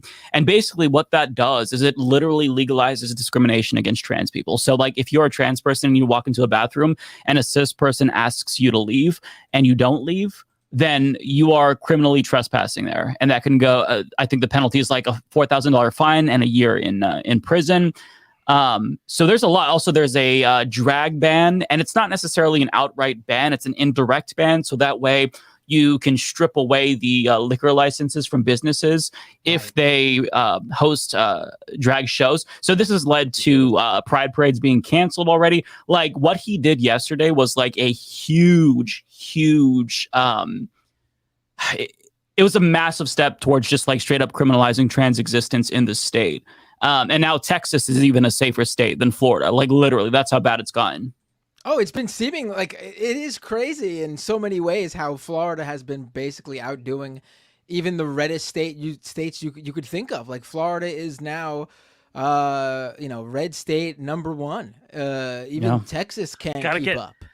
Gotta get those polls. Gotta get those polls for that primary. And that's why we're making it clear to people too. Like, yeah, you should still care about Florida because there's still obviously a whole bunch of great people who are caught in this. And obviously, you know, when it comes to electoral politics, you could still win local races, statewide races, things like that. But on a national level, we got to stop pretending Florida is some sort of battleground purple state. It's gone. It's gone. I think especially in the last like few cycles, it's been very clear that Florida is not a swing state anymore. And I mean, I think on top of that, like, you know, just also like just the amount of, it's not helping him. He's like drowning in the polls. He's not doing well. Like he's like, it's the most like the whole Disney thing, huh? That's because they're in a battle of personas. The Republicans are an unserious party now, so it's a battle of. They have two battles: battle of bigotry and battle of biggest dick in the room. You know what I mean? Who has the biggest, who's the big, and that's what it is. And so like DeSantis is doing all this extra wild shit because that's how he was trying to set himself apart. Like, no, I'm the real. You know what I mean? I'm the real bigot. I'm doing real shit. But what happened is Trump came back swinging on foolishness. Trump was like, "Well, I've got drama. Y'all want a drama? Y'all was bored. Y'all needed entertainment. I'm back. I'm back, baby. I got charges." Like, yeah, he did. Yeah, just went right to the whole groomer thing. Yeah, it's very disturbing. If you know somebody in Florida who is trans, try to, like, it's unrealistic to tell everyone to leave because that requires, you know, employment, housing, capital. It's so difficult. But like, if you can help a friend or something out of Florida, if you could support a GoFundMe, $5 here and there, like, we can't make a difference on a macro level, but on an individual level, we can try to help because it's very, very scary right now. It's also wild because like you, all of you are mentioning that like he's not really good just for Floridians, right? Just for like, you know, their quality of life or doing things for the people. This seems to be a pattern with Republicans right now. Like Ted Cruz right now wants to launch an investigation into Anheuser-Busch and Bud Light, over using Dylan Mulvaney in a promotional, like single promotional post. You want to spend taxpayer fucking dollars on that instead of anything that's going to help the people? It's all a fucking random ass distraction. Ted Cruz is one of the worst people. Run it back. He wants to do what? He wants to launch a probe, he called it, into Anheuser-Busch using Dylan Mulvaney, a trans woman, as she didn't even do a campaign, by the way. She didn't do like an ad for Budweiser. He wants a government investigation into Bud Light over the Dylan Mulvaney thing. Yeah. Over that single why? Single Instagram social media post. That was it. It's like they're purely the Republican Party, like what their politics are, what they identify buffoonery, right? Like buffoonery in the name of bigotry. I'm telling you, it's just a game of who can be the most fucking batshit about this bigotry. Like, oh, you think you crazy? You think you'd burn this bridge down? I'll burn it while I'm standing on it. That's just a game of who's the worst. That's what they're doing. Who's crazy? Which is why, you know what? Let him do this. I mean, you know, I mean, there's nothing in terms of the Ted Cruz stuff and not the DeSantis stuff. I'm not talking policies here. Let them continue with the rhetoric. Let them continue with the bravado. Let them continue focusing on talking about these issues because time and time again, it just happened just this past week on Tuesday when there were all these local elections all over the country. Republicans lost again repeating last year with the midterms, because they are focused on these issues that most normal people are saying this is fucking ridiculous. This past week, there was elections, local elections, and there was a mayor race in Jacksonville, Florida, that a Democrat won. I saw that in Colorado Springs. I think it was Colorado Springs. The first Democrat won in like 60 years or something like that. Since 1942 or something like that. Yeah, it's the mayor race. My math sucks, even though I'm Indian. I'm sorry, but like, you know. I mean, these are losing issues for them. It is, they're doing this to bolster themselves within the party because someone like DeSantis wants to be president, but the average American does not care. And that's facts. And you're absolutely right? But here's the unfortunate part, right? Republicans know they can't win based on popularity because changing tides. That's why they do so much to try to suppress what, we're seeing in the media and what's happening in the schools and stuff, because they're hoping to try to re-unexpose people to shit or whatever they want to switch the tides. But they know they can't win that way, which is why they gerrymander. That's why they disenfranchise people. That's why they fucking take the court. And unfortunately now, the way they have the Supreme Court is, it really is doomsday for LGBT people. Like, that's just the thing. Like, that's not hyperbole. I don't just mean that like as a regular person. I mean that like as a lawyer, and it's just the truest sense of the facts. Like, when Roe got overturned and they made it clear they was coming for Griswold, it was everything that's happened is the direct result of that, and they're coming. And the problem is when you have a fucking Supreme Court, a body of people with a handful of folk that have lifetime appointments and are there forever, like, they have the ability to do real serious damage for a long time. And there are a whole lot of LGBT people like that will be their lifetime. That will be their lifetime, like whatever happens now. I do like how Ole said, I don't mean this as a regular person, I mean this as a lawyer. Are we civilians? Are we all civilians? I was about to say something. I was like, oh, yo, I just yell into a mic all the day. Never mind, I'll shut up. No, because I want to be clear. Because sometimes, like, there are things that, like, the culture is outraged about online or whatever. But yeah, I feel you in cultural piece. But I know, like, legally, a whole different set of things. Yeah. In terms of LGBT rights, no, it's as bad as it looks and feels. Like online. It's not bad. It's as bad as you think, unfortunately. That's why, I mean, part of the solution has to be a stronger Democratic Party as well. Because, I mean, Florida's a great example of just a weak-ass Democratic Party. They ran Charlie Crist last time, who's, like, been in every party, lost every election. Like there's got to be some better ground game in these states to fight back against this shit. Because if, we're just sitting here complaining about, like, it's not, there needs to be, I mean, obviously activists are doing what they can, but unless there's stronger political power, it's really hard to get any traction against any of this. They're running a lot of national figureheads in places where you need they're running a lot of national figureheads in local elections, and Republicans are running a lot of fringe figureheads in national elections, right? And that's just like when you run, like, I mean, it's been said over and over again, like fucking electoral Twitter or whatever. Like, when you have a fringe candidate, they're gonna fucking kill that primary. But as soon as it gets into the national election cycle, it becomes problematic, right? You saw them take fringe ideas and really push them in 2022 on a national stage, and they just did not work for a wave, And I think, especially like everything that Matt was saying about all of the elections that they lost, them losing elections right now, like those special elections, is a fucking huge deal. Like the year before an election year, when you have all of this stuff going on about who's going to be the Republican nominee, them losing elections is not a good look. And it's like we said before, like people are exhausted. The culture war is exhausting.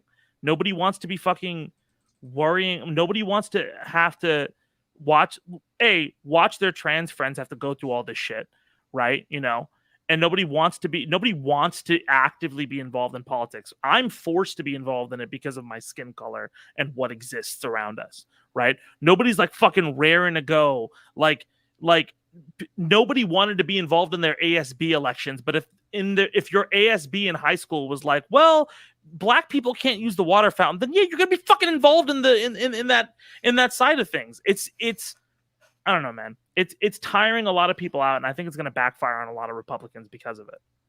Even if it doesn't play well in elections, I think pundits have still realized that they make a ton of money from all this shit too, right? Like this entire endless media cycle, from the Steven Crowders to the Matt Walshes to all these people, they're just obsessed with trans people. Like they will not stop making videos, commentary, all this stuff on trans people over and over and over. But like, I think what is really like what maybe the midterm showed more than anything is that like their actions, such as like, taking away half the population's bodily autonomy, for example, that drives voters. Like that gets people energized. If you're not like, they're going so ghoulish so fast right now. It just seems like, what else are you offering? What else is there to come from the right? I know that they won't tire themselves out, though. That much I know, because I once witnessed them on a little day called January 6th. Scale walls where there were stairs. So that being said, I know a resilient people when I see them, and they will keep pushing on. Like, I feel like we should rewatch that video in honor of Tears of the Kingdom launching, of them scaling the wall and falling. That was, oh my god, that lives in my head rent free. Was it like a game over? Like dun, dun, dun, dun. Yeah, it had like a stamina bar, and they're climbing up the wall, and then they fall, and then it gets to the game over. It's so good. It's so good. But yeah, it is exhausting, honestly, and I think that everyone is correct that they're kind of like, they're in a sense somewhat radicalizing the normies, because like people who wouldn't necessarily tune into politics feel like they have to be hyper aware of the situation just because it's gotten so toxic. Just like, for example, like my family has a trans member, I'm a gay member, and so like people who don't even follow the news, like they're asking me about what's going on. None of them watch my fucking show, so yeah. But anyways, they're like asking like, what's going on? Like, is this happening in Oregon? How does this affect us? And like people with trans friends, like as Zed was saying, with LGBTQ plus friends, people who are affected by this, people who want bodily autonomy, like they're paying attention. So I do think it will backfire. The only unfortunate thing is that like as they do this, like it does do real harm, unfortunately. But I do agree it will backfire. But the other thing you have to also understand is, like, again, if we're talking about people being exhausted by this and being normal, like in a social setting, I know, again, from Irvine, I know a lot of people who are fucking, to be honest, pretty fucking bigoted against my race, who will be 100% cordial and would 100% have issues if when shit like the Muslim ban came up, right? Because they know someone. Like, it's not like this detached specter. It's like, bro, what's going on with you, right? And you have people, and it immediately flips people. If you're double, tripling, quadrupling down on like trans people, and you live in a city and somebody walks in who's trans into your place of work and everything like that, most people are going to be cordial, because at least to my, like, I mean, unless they're really fucking bigoted, or they'll feel awkward. Like the amount they're trying to, most people, like they're radicalizing people who have severe depression, severe anxiety, severe fear of all of these things, right? In a chronically online environment. And I also hope I'm not overstepping the line with what I'm saying, but like, I don't know, man. Like, I don't think, I think you are right, but I think y'all are correct, right? That they are mobilizing, obviously they have the counterfact. That's why so many people didn't vote for Joe Biden. They voted against Trump, right? Like, that's true. Of course, they're mobilizing a fuck ton of people. That's why Gen Z is so politically active. Now, here is the other side of this. Forget that. They have emboldened a whole group of white supremacists are dangerous. They're gun-toting, violent, ready to end it all. Dangerous people. What do we see in common with these mass shooters, these manifestos, this is the next thing? They're dangerous. So it's about what one side is willing to do. Now, you could have a real energized, intellectually, politically active, armed with their books bunch, like we are. And then the other side that's mobilized want to kill people. So I think that's also something to take in consideration. So yes, I do think they'll bring this out. So what becomes also a disconnect too is, yes, there is this whole side of the spectrum, all us that are mobilized, but then there's so much discontent between what the options are. There are a whole lot of people that are mobilized actively one way that are not motivated in terms of what the political system is currently, and blah, blah, blah. And so and for different legitimate reasons. Well, while all that's happening on our side, and we figured it out, and we exchanging books, and we trying to figure out messaging, and we trying to get on the same page, and we trying to, over there, they're planning militias. They are planning marches and coups, and they want to take people out the game. They got shooters. They passing laws. They stripping rights. They stacking courts. So yeah. And then, well, do you think that? Maybe I should ask this: like, do you guys think that like the left side, like, do you think the left doesn't prioritizes theory a lot when we should prioritize active steps in the political process more? I don't. I think it's that. I think it's a lot of different things, because I don't think it's that we prioritize theory too much. I think you can feel that way on the internet. There's a lot on the internet and on certain like leftist communities and certain leftist local spaces. It can feel very much so like that. I don't think that is in real life. I think a lot of what is our mistake is we talk a lot about, like, people are always trying to appeal to this imaginary centrist, right? I feel like people, they try to appeal so much to a centrist in a time and period where the people that are really politically activated, like Gen Z, these people that are really motivated, feel strongly. They have strong views, one camp or whatever. And why are you trying to appeal to the person you think you need to appeal to, that everybody, that you appeal to nobody? And then there are all these people, and why are you trying to get them? There are all these people that are not going to turn out, who would if they felt like you were giving them something more salient, but you out here trying to kowtow to a centrist that isn't really really about it. Exactly. I think that's it. And one thing I also wanted to say or emphasize about what said too is that, like, it's the bigotry and the cis people that are causing things like anxiety and depression amongst trans people too, right? Like that's one aspect of all this. They're making their lives scarier on a regular basis. They all of these pundits, all of these fucking bigots, all of these ghouls on a regular basis, all the like unscientific lies that they fucking spew for money, for fucking cash. They're doing this for fucking as a job. This is their fucking living. And I think that's also something, and that's why I wish like more people would just say that, like, to use like right-wing people instead, just like stop engaging them on the merits. Is like, they're bald heads. They don't believe the shit that they're saying. That's why it doesn't matter to them when you point out the hypocrisy. Like, this is what makes it such a freeing and like lucrative endeavor, because it doesn't fucking matter. It doesn't matter what you say. It don't matter without you. I'm here to cause shit. I'm here. I got an agenda. They tell me what to say. I'm here. I just got to do it. And that's what they're there for. They don't believe it. They don't believe it. How many of them? Oh, no vaccines. Vaccinated. The first people vaccinated at work. Vaccinated. I know a lot of these people, like, in real life. Like, I've been on shows with them, and when they live a whole different fucking life. You sit at lunch with them, and they believe a different thing. They believe a different thing, and I'm like, it's not sustainable. I'm curious now. But bro, it's not sustainable. The things that people like Shapiro and Crowder will tell you, it's not sustainable to live the way they preach on their show. Like, even in their business decision, even in their decisions in life for their platform, for them to get their platform, there's a disconnect. I heard Ben Shapiro. So Ben Shapiro likes to talk a lot about how rap isn't music, and how his father is a musician. And he once said, like, why isn't rap music? And he's like, well, because music has pitches and rap does not. And I was going to fucking slap something. It's the dumbest fucking answer I have ever heard. If his father is a musician, he's a fucking terrible musician. Because, like, first off, drums are percussion, but you tune a drum kit to a fucking note, to a pitch.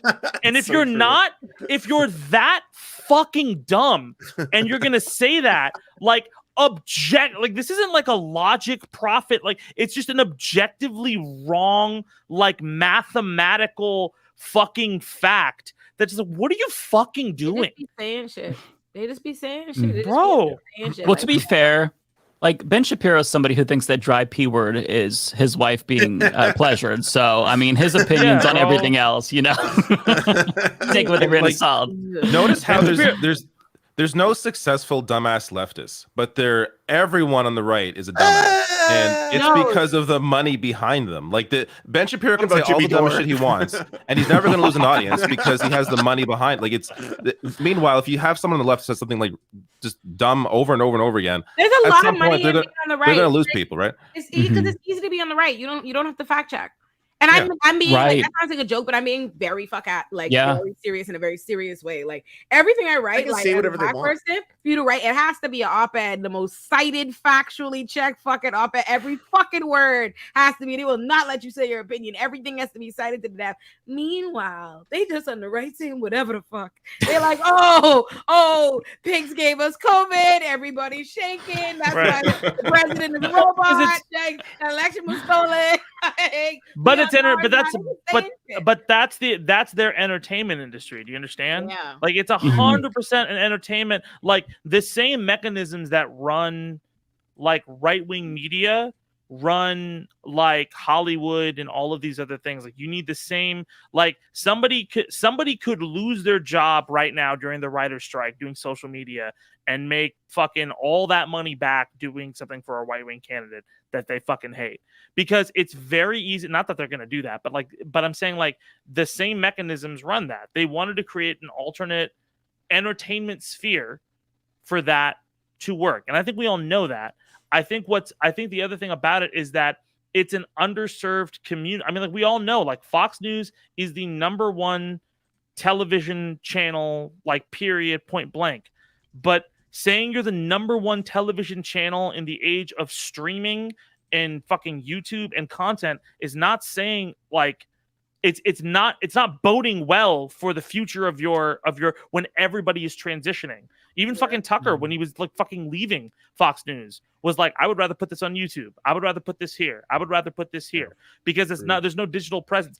Every personality who has been bounced from that channel, and by the way, there are plenty of personalities that are bounced from left-wing channels and everything like that who make tons. Hasanabi was bounced off Young Turks and he fucking made a shit ton of money, right? Like people who get bounced from those channels have an avenue because new media is there for them. People who get bounced from Fox News, fucking Bill O'Reilly, Megyn Kelly, they're not making money hand over fist like they used to. They're not having the same impact that they used to. They have impact. They're scary, but they're not having that impact, right? Because they haven't built that. Exactly. Fucking who was the fucking crazy lady? Tucker's got a show coming out on Twitter soon. That's what he transferred to. Yeah. Well, but also look at Tommy Lahren. I don't know what Tommy Lahren is doing these days, but I don't hear about her name. I don't hear much anymore. Yeah. I haven't heard about her in a while too. Yeah, she was on Fox Nation, but I don't know where she is.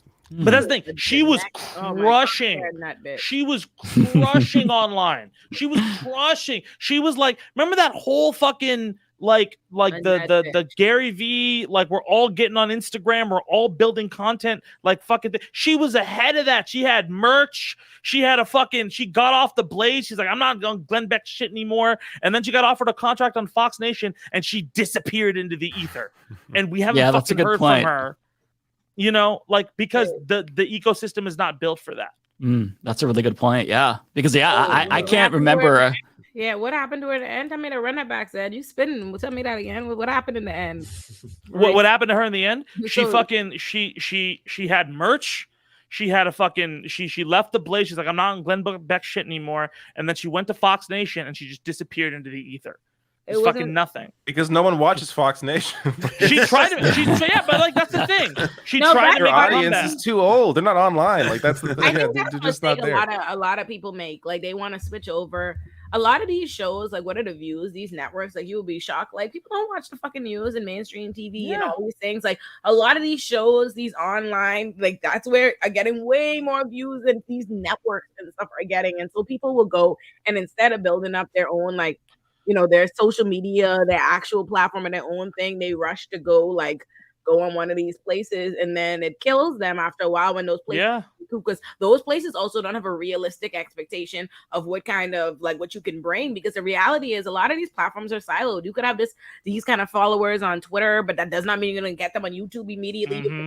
But these networks do not have an understanding of that, so they come and bring these content creators with this fine expect them.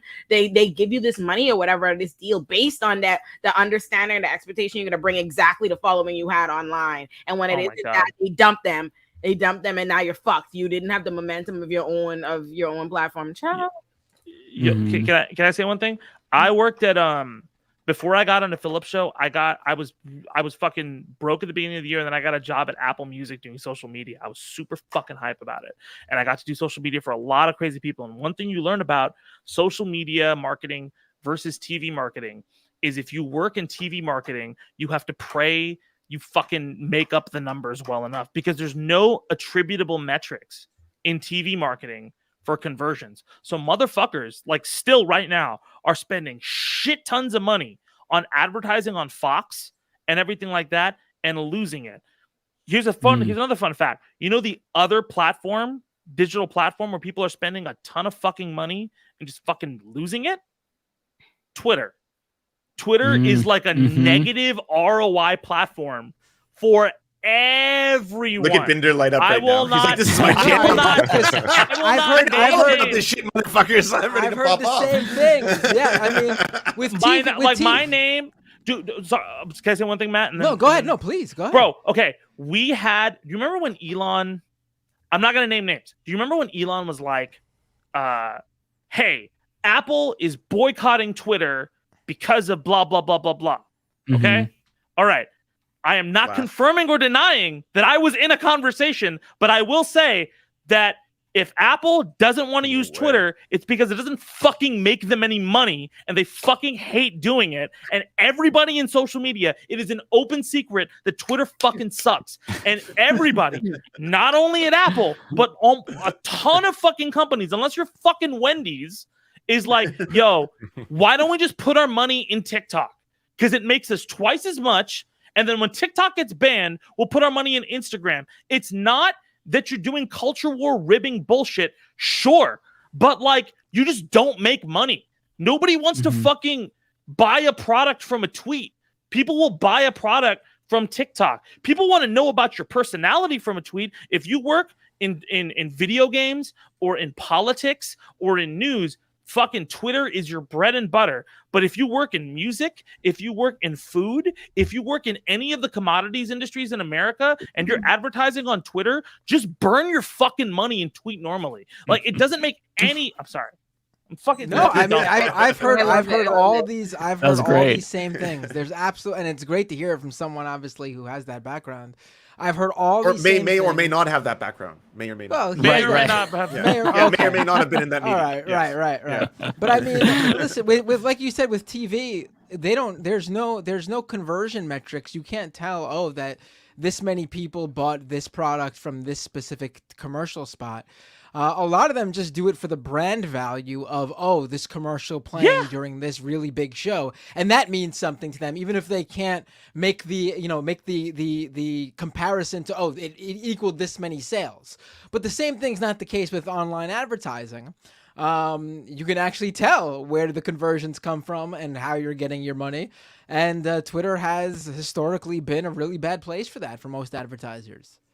It's also the most behind platform in terms of like all of the stuff that Elon Musk is doing. Like, if you look at the design language of Twitter, it just doesn't serve anything. Let's take everything away from his blue check and all that shit like that, right? Just the basic of like the design language of the platform is not built for like he said that you can upload like 2 hours worth of like movies right now on there. Right. Bro, already on Twitter, the stuff that he wants, like content like that, where people have videos that they want to post or like giant threads with like informative stuff, that exists on Twitter. It's just not intuitive for you to use. Again, from the esports space, when new games come out, the entire competitive league for that is like on Twitter, and they're sharing information. Do you know how fucking hard it is to find Twitter information, to find a tweet from like a year ago? Do you know how fucking long it takes? I don't have that kind of time, bro. I have a job. I've news to Freestyle. I'm not gonna fucking look through Twitter for like an hour for one fucking tweet from some guy. Like one guy, something like. Do not laugh. I feel like you know how. No. I wanted to ask Zed this. Did you know that when Elon Musk said that there was a 2-hour limit, someone just was like, you know what, fuck it, and then just posted Shrek 3. Shrek the Third. Yeah. Shrek the Third. Yeah. Went off swinging. Bro, and like, you didn't even need to wait for the 2 hours, because a couple of weeks ago, people were uploading the Super Mario Brothers movie in full, but split up into like multiple chunks because it wasn't fitting in one upload. I mean, Twitter is not a video platform, no matter how badly he wants it to be. Like Tucker Carlson leaving $25 million to upload a video on Twitter. Like, what the hell is wrong with him? Twitter is not a video platform. It's the one video platform that doesn't pay you. Why would you upload a video there? Why would you upload a video there? There's no video. there's no video player. There's no video playback options. It doesn't save where you left off. It doesn't save your position. Yeah. It doesn't buffer. There's no buffering. I don't know if you guys realize this, but when a video is uploaded on Twitter, and like maybe like the first 5 seconds when you play it, the quality will be absolute garbage crap shit. It looks like, but if you rewind it, guess what? It still plays back the same garbage because there's no buffering on Twitter. There's no buffering on it. On YouTube, on Facebook, you could rewind, and guess what? All that data, they needed to download that. That's why it showed up looking like shit at first. But then it downloads the data, and when you rewind it, it has that data for you now, and it looks good. Twitter does not buffer. It does not download the data in advance. So those 5 seconds in the beginning will always and forever to look like shit. Get up like that? Why? Because it's not a video platform. It's not a video platform. So why don't they fix it though? Because I upload videos on Twitter. Because the issue is, I don't know why they don't fix it, but like I feel like, dude, it's funny that you say that. I'm gonna answer all that in a second, but it's funny that you say that. Every time I upload a video clip of Freestyle the News, it desyncs. Like it fucking desyncs by like a half second. Yeah. It's so fucking annoying. And like, and the other thing is like the proper way to the format to upload to video for like the most possible clairvoyant like return is supposed to be you upload a video and then you put the link in the comment below or the comment above, right? The conversion rate for Twitter for videos in general is like dog shit. It's dog shit. And the reason is I think the reason they do it, Ole, is because they want to keep the scroll going. They don't want you to have to like buffer that makes video. sense. They want you to keep want to keep the scroll going. But the thing is that TikTok is TikTok much more sophisticated, like in terms of like I'm not gonna fucking get into the Chinese shit right now, like Communist Party stuff, but like it's a much more sophisticated platform in general, even Instagram Reels, because what it'll do is it'll buffer the first like 10 videos you have. So like if you lose internet while you're scrolling TikTok, you have another like 10 videos you can fucking look on TikTok before you stop being able to watch videos, because it's buffering ahead of what you've already seen, right? So because the videos are, I guess, like very low bit rate. The videos are 720p and we're in like a 4K 1080 world, right? But Twitter will let you upload high quality stuff, but won't buffer. Like will buffer while you're doing it. And so a lot of videos will be like slow, but they want you to be able to like scroll past and then all of a sudden you see a video playing and you stop and you want to watch it. There's the merit to that. But like if you stop and want to watch a video and then all of a sudden it turns into like something that you're playing on a potato, it doesn't really fucking help. Yeah, no, that's facts. No, that's big facts. Also, Twitter's how they count views is so unbelievably ridiculous. They stopped showing views, didn't they? They don't. No, they still have views. They show views. So So if you're scrolling through your feed, and a tweet with a video shows up in your feed, and it autoplays for 2 seconds, that counts as a view on that video. If you're scrolling, with 2 seconds, yes. For Twitter, yes, it's 2 seconds. That's not. I know you got a smiling face because you know that's well below the average. YouTube, it's 10. TikTok, it's 3.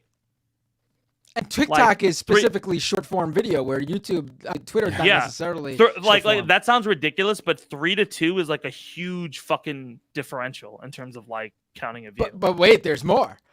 It will also count a view if you're scrolling. The autoplay goes, you scroll past the video, you don't have any interest in it, but you stop on like a tweet below it to read it. If more than 50% of the video player is still viewable on your screen, it counts that as a video view as well. The comments are saying that your mic is doing leftist audio stuff again, Matt. Again? What the hell? Yeah. Right, 1 second. That's a good point you made, though, yes. Yeah, it was a great point. It is wild what they constitute as a view. Mike, can you share some of the popcorn you're making with your microphone? That'd be great. All right. I love how like immediate. Yeah. As soon as you start talking, I just see the comment leftist audio. I don't get why that's happening. I guess just in time for the end of the show. It's 10:30 now. It's either Matt or me who has the fucked up audio. No, I still got 30 minutes left. We got super chats, guys. Yeah, it actually kept him this time got to, on the side. Stick around for that. Oh, enjoy that. This was a great show with a great guest. But yes, thank you, man. I was so worried. I was like pissing you guys off, man. I really appreciate it. No, you were great. You pissed Olayemi for that one time, but that's different on it. First of all, he did not piss me off. No, I loved it. I love the vibe. She was right though. He made me interested. Y'all are interpreting it in the wrong way. No, I loved your vibe. I loved everybody's vibe on here, man. I was very, very appreciative of it, and I'm like flattered you guys like even like my shit or even considered listening to me, and yeah, man. Thank you guys. I'd love to come don't let it go to your head. Don't let it go. You're not that good. No, just joking. Although I will say, Binder over there. Fucking beef album coming out soon too. Listen, I've listened. I've studied the Macho Man Randy Savage Hulk Hogan diss song. Don't make me use my my skills. Shit! I kind of want to though. Somebody having the most obscure ass jokes, and I'd be like, Mr. Blazing Hazen over here. For weeks now, I'm like, do y'all get it? Y'all just be. I gotta have like, y'all. Where are these references? Matt, next time I'm on, Matt's gonna just be in a Tom McDonald cosplay, trying to give me shit. You know what? No joke. You know what Jest was recommended on my Twitter For You feed right now? It's been up for about 3 hours. The Spider-Man Into the Spider-Verse movie in full just showed up on my For You feed. Wait, what? Recommended tweet on a recommended For You. Yeah, you get the good shit. I get like fucking Matt Walsh and like Shapiro on mine. Said that they watched Over the Hedge on Twitter. Your two options are Snuff Film or Into the Spider-Verse. Or yeah, and animal snuff films. Yeah. Before you go, one more time, plug your stuff, Zed. And by the way, I saw a comment that said that Zed carried this show. So good job. Thank you. Thank you, guys. Taking over the Leftist Mafia. So yeah, like please subscribe to my YouTube channel. It's youtube.com/@Zaid Tabani.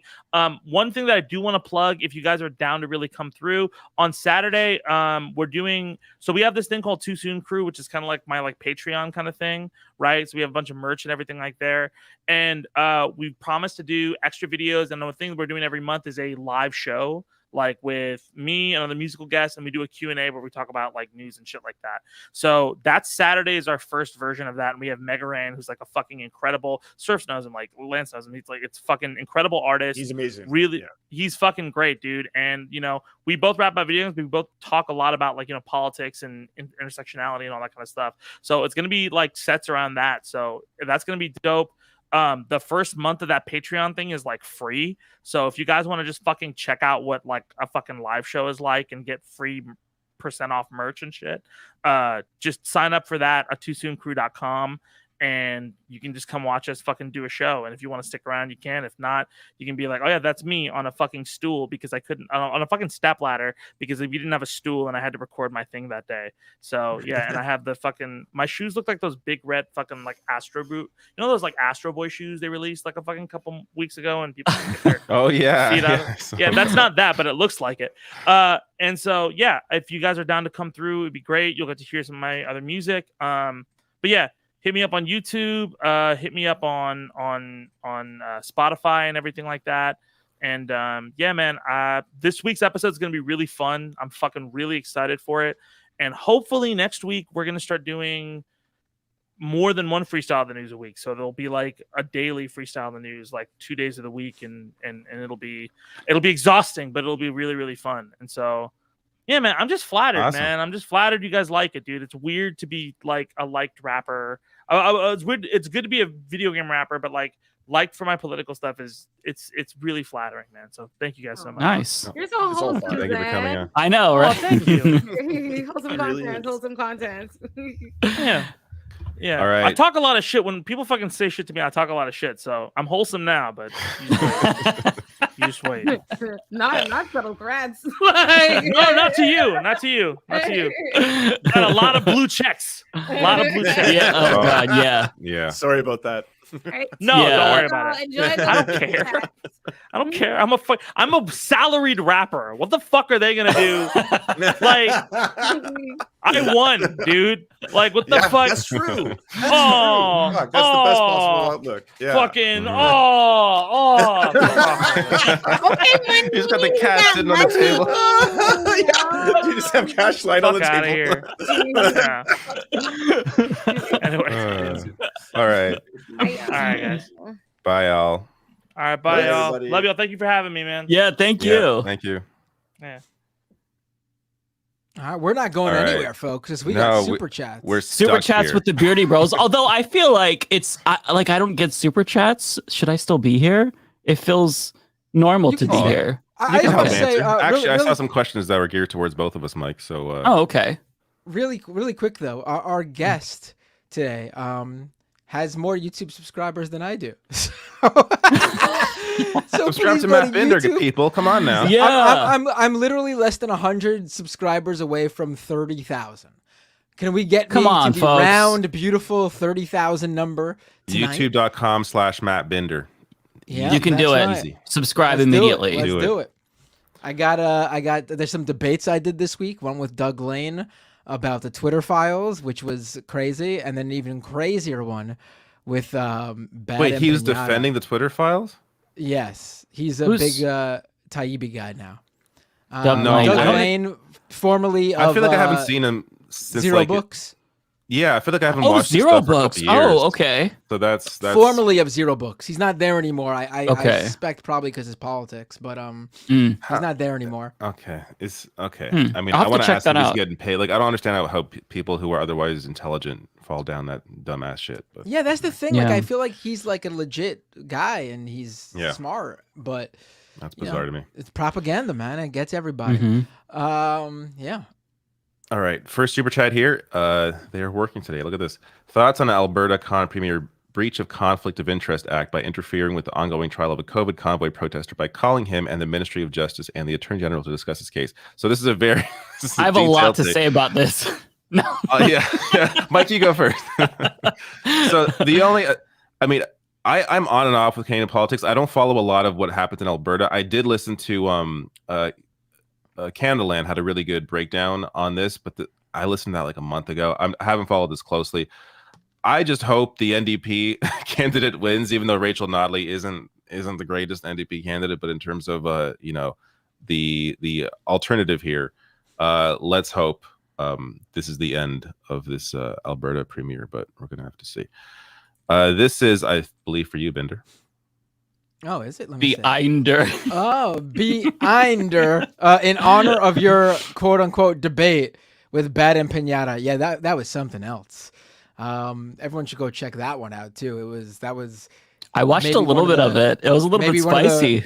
Maybe one of the most bad faith. As someone who debates right wingers, that was probably one of the most bad faith debates I've ever had. Yeah, he literally just wanted to use me as like, and he admitted it too.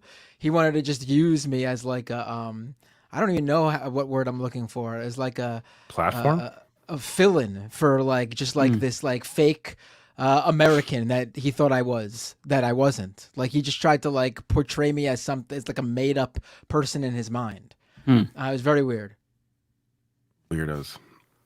Here's also for you. It's for me too. Yeah. Zayed, you did well. That was for him actually. He's not here. That's too bad. But it's from Crispy said. You did it for years to anyone watching, and that's just proof that it's not what you can do; it's who you can do it with. Oh, it's too bad he's not here to hear that. Okay, we'll get it. Yeah. Yes, we will. Lee says, so are you going to address Blair's behavior? Oh my God, I saw that all night in the chat. I didn't want to bring, like, I don't want to talk about that shit when we have a guest here. Yeah, but Yeah, you know, we're transparent, and so I guess we'll mention it really fast right now. I still have not looked into it.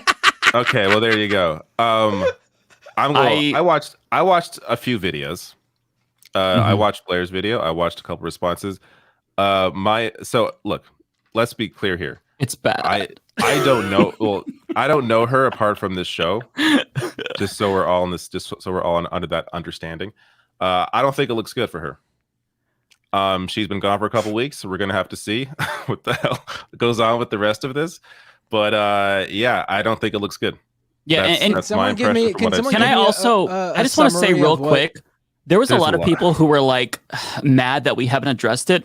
Blair kind of exists on a different side of the internet. So like I watched her response video a couple of weeks ago and I don't know any of the people involved. So like this takes time for us to educate ourselves. Exactly. We're not familiar with the people here. We've known Blair for like 6 months and she's a lovely person, but we haven't like talked about this privately. So like we're not necessarily privy to all this. Like when I watched her response video initially, that was the first time learning that it was more than like the legal eagle stuff, because I thought that the whole drama like started and ended with the legal eagle stuff, which I thought that she handled poorly, but I thought it was great that she like addressed it and apologized. I didn't know that there was like that opened the floodgates to all these other things.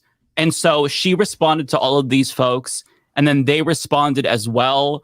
And I watched like a summary video that somebody did and these seem like they're pretty fair. And I think that she needs to address it again, because a lot of this is very bad. It's not a good look. And I'm not really sure how we haven't talked about this privately, so we'll have to figure it out. But like, we're trying to educate ourselves, people. We don't know everyone involved, but it does look really bad, if I'm being honest. There are very confused people in the chat, and I am one of those very confused people. Can you give me a quick summary of what? I mean, the basic, I mean, essentially people that she worked with, she mistreated. There was one person who she again, this is from what I have seen. I obviously was not there, but kind of controlled their life, like every aspect of their life. And it was kind of hard for them to, I don't know, like get out of that in a way. The thing is that there's so many layers to it that it's hard for me to like. I watched like, was it like 40 minutes altogether on this shit? Actually, no, including her video, probably like an hour.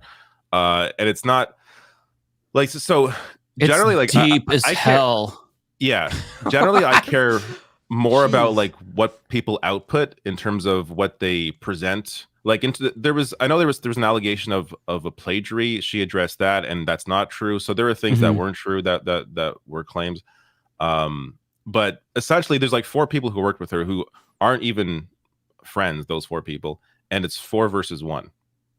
So yeah, it's just so it's like employee mistreatment or something like that is the main thrust of it. It's like there's a multitude of things. Like a lot of it is interpersonal. Like it seems like there's spats about, oh well, this person is sloppy in their living space. Like I don't care about that. But there's I don't care. Yeah. There's certain things that like are bigger than what I initially thought that I wasn't privy to. So it's a very complex, multi-dimensional drama, and I'm just learning about it, people. So you've got to give me time, okay? I haven't internalized most of the points. I know there was what she publicized, like someone's mental health issues without them, like obviously allowing her to do that. So it's a lot of personal drama, but it's personal drama that doesn't look good. But again, we have to talk to everybody else. So this is not like we shouldn't like something that right that we have and really addressed. These are allegations, though, right? Or what are we?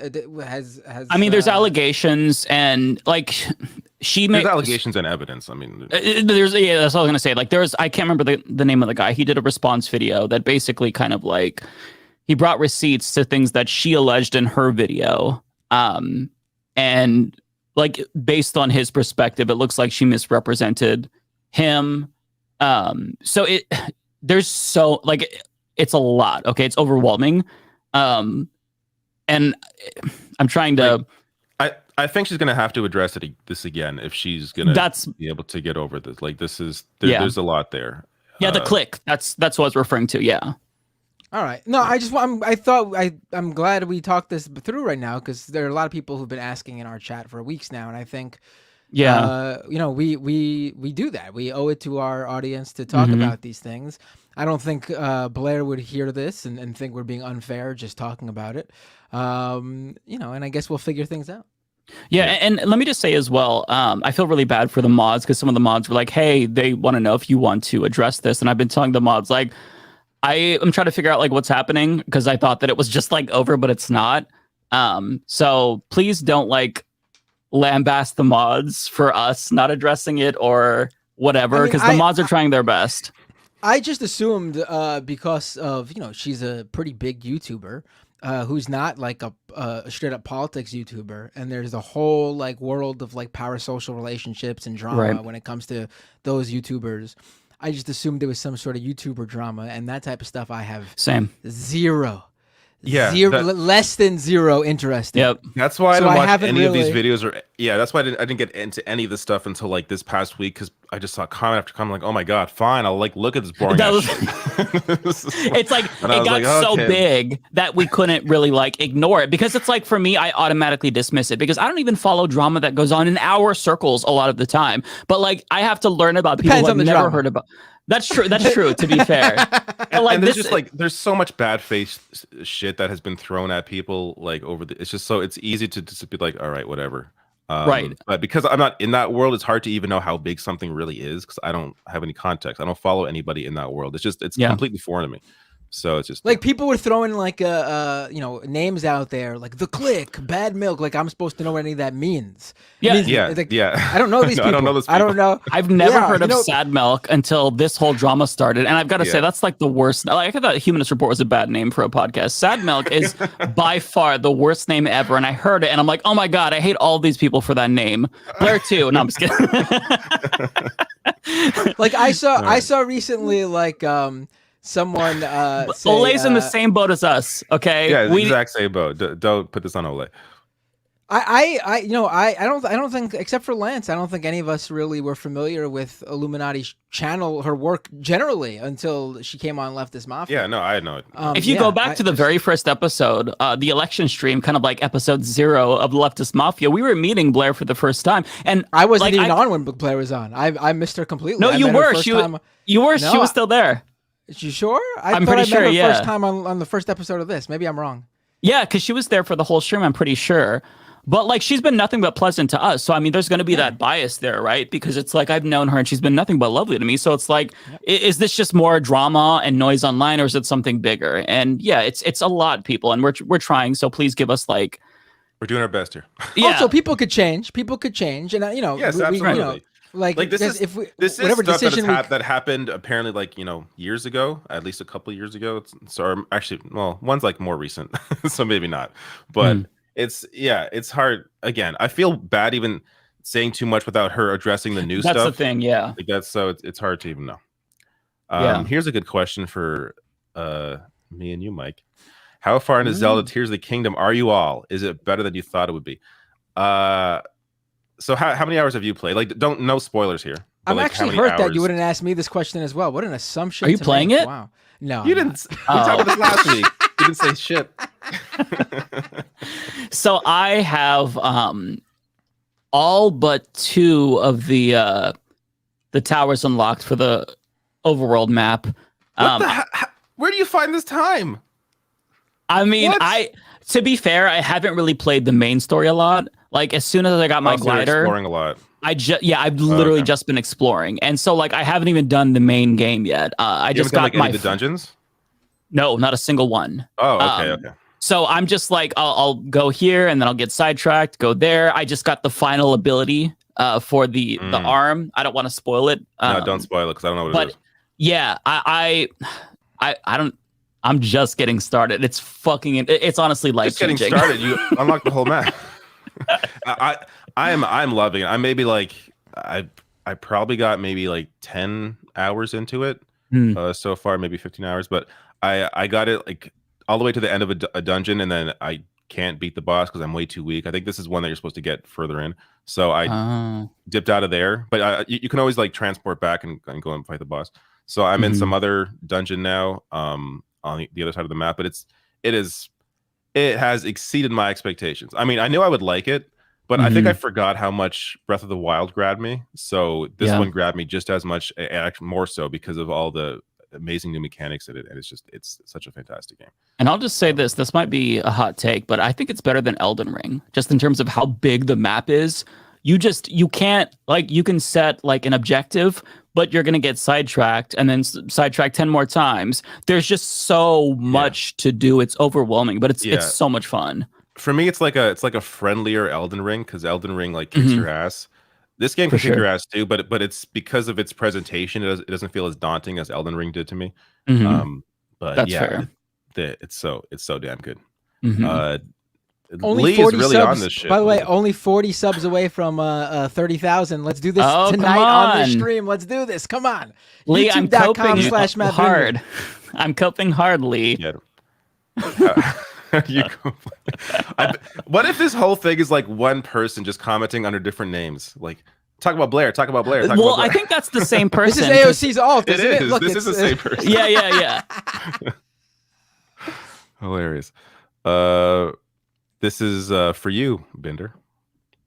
Let's see. Robbie Barclay with a super chat. Commission Tim Pool takedown from Zayed. Half joke. Like a full rap? Well, he fit Tim yeah, Pool that'd in be that cool. one. Oh. He fit Tim Pool in that one. Definitely. Tim Pool's a good target for anybody. Oh my God. Okay. Lee. Some people just like live for drama. That's like all they come here just for drama. Forget about You the know, I issue. gotta say, if they would have kept sending us money for not answering it, maybe we shouldn't have. You know what, Lee? We need to talk. Olay's back. Hey. Yes, hi. go? Hey, we got one for you. Here. Yeah, there's a super chat literally for you. I know. I see my name There you go. deeply. Yeah, I Your see silence that. on And Blair I'm is like, suspicious, Olay. and I don't understand why. I was like, I'm not sure where I shined a bat signal in the sky and said, should a white woman I be loosely associated with be in trouble? I must make a public service announcement. Unclear to me why. Listen, let me just be as clear and transparent as humanly possible. First of all, I've met Blair on this show. I've tried to make it very clear to everybody. I met everybody on the show.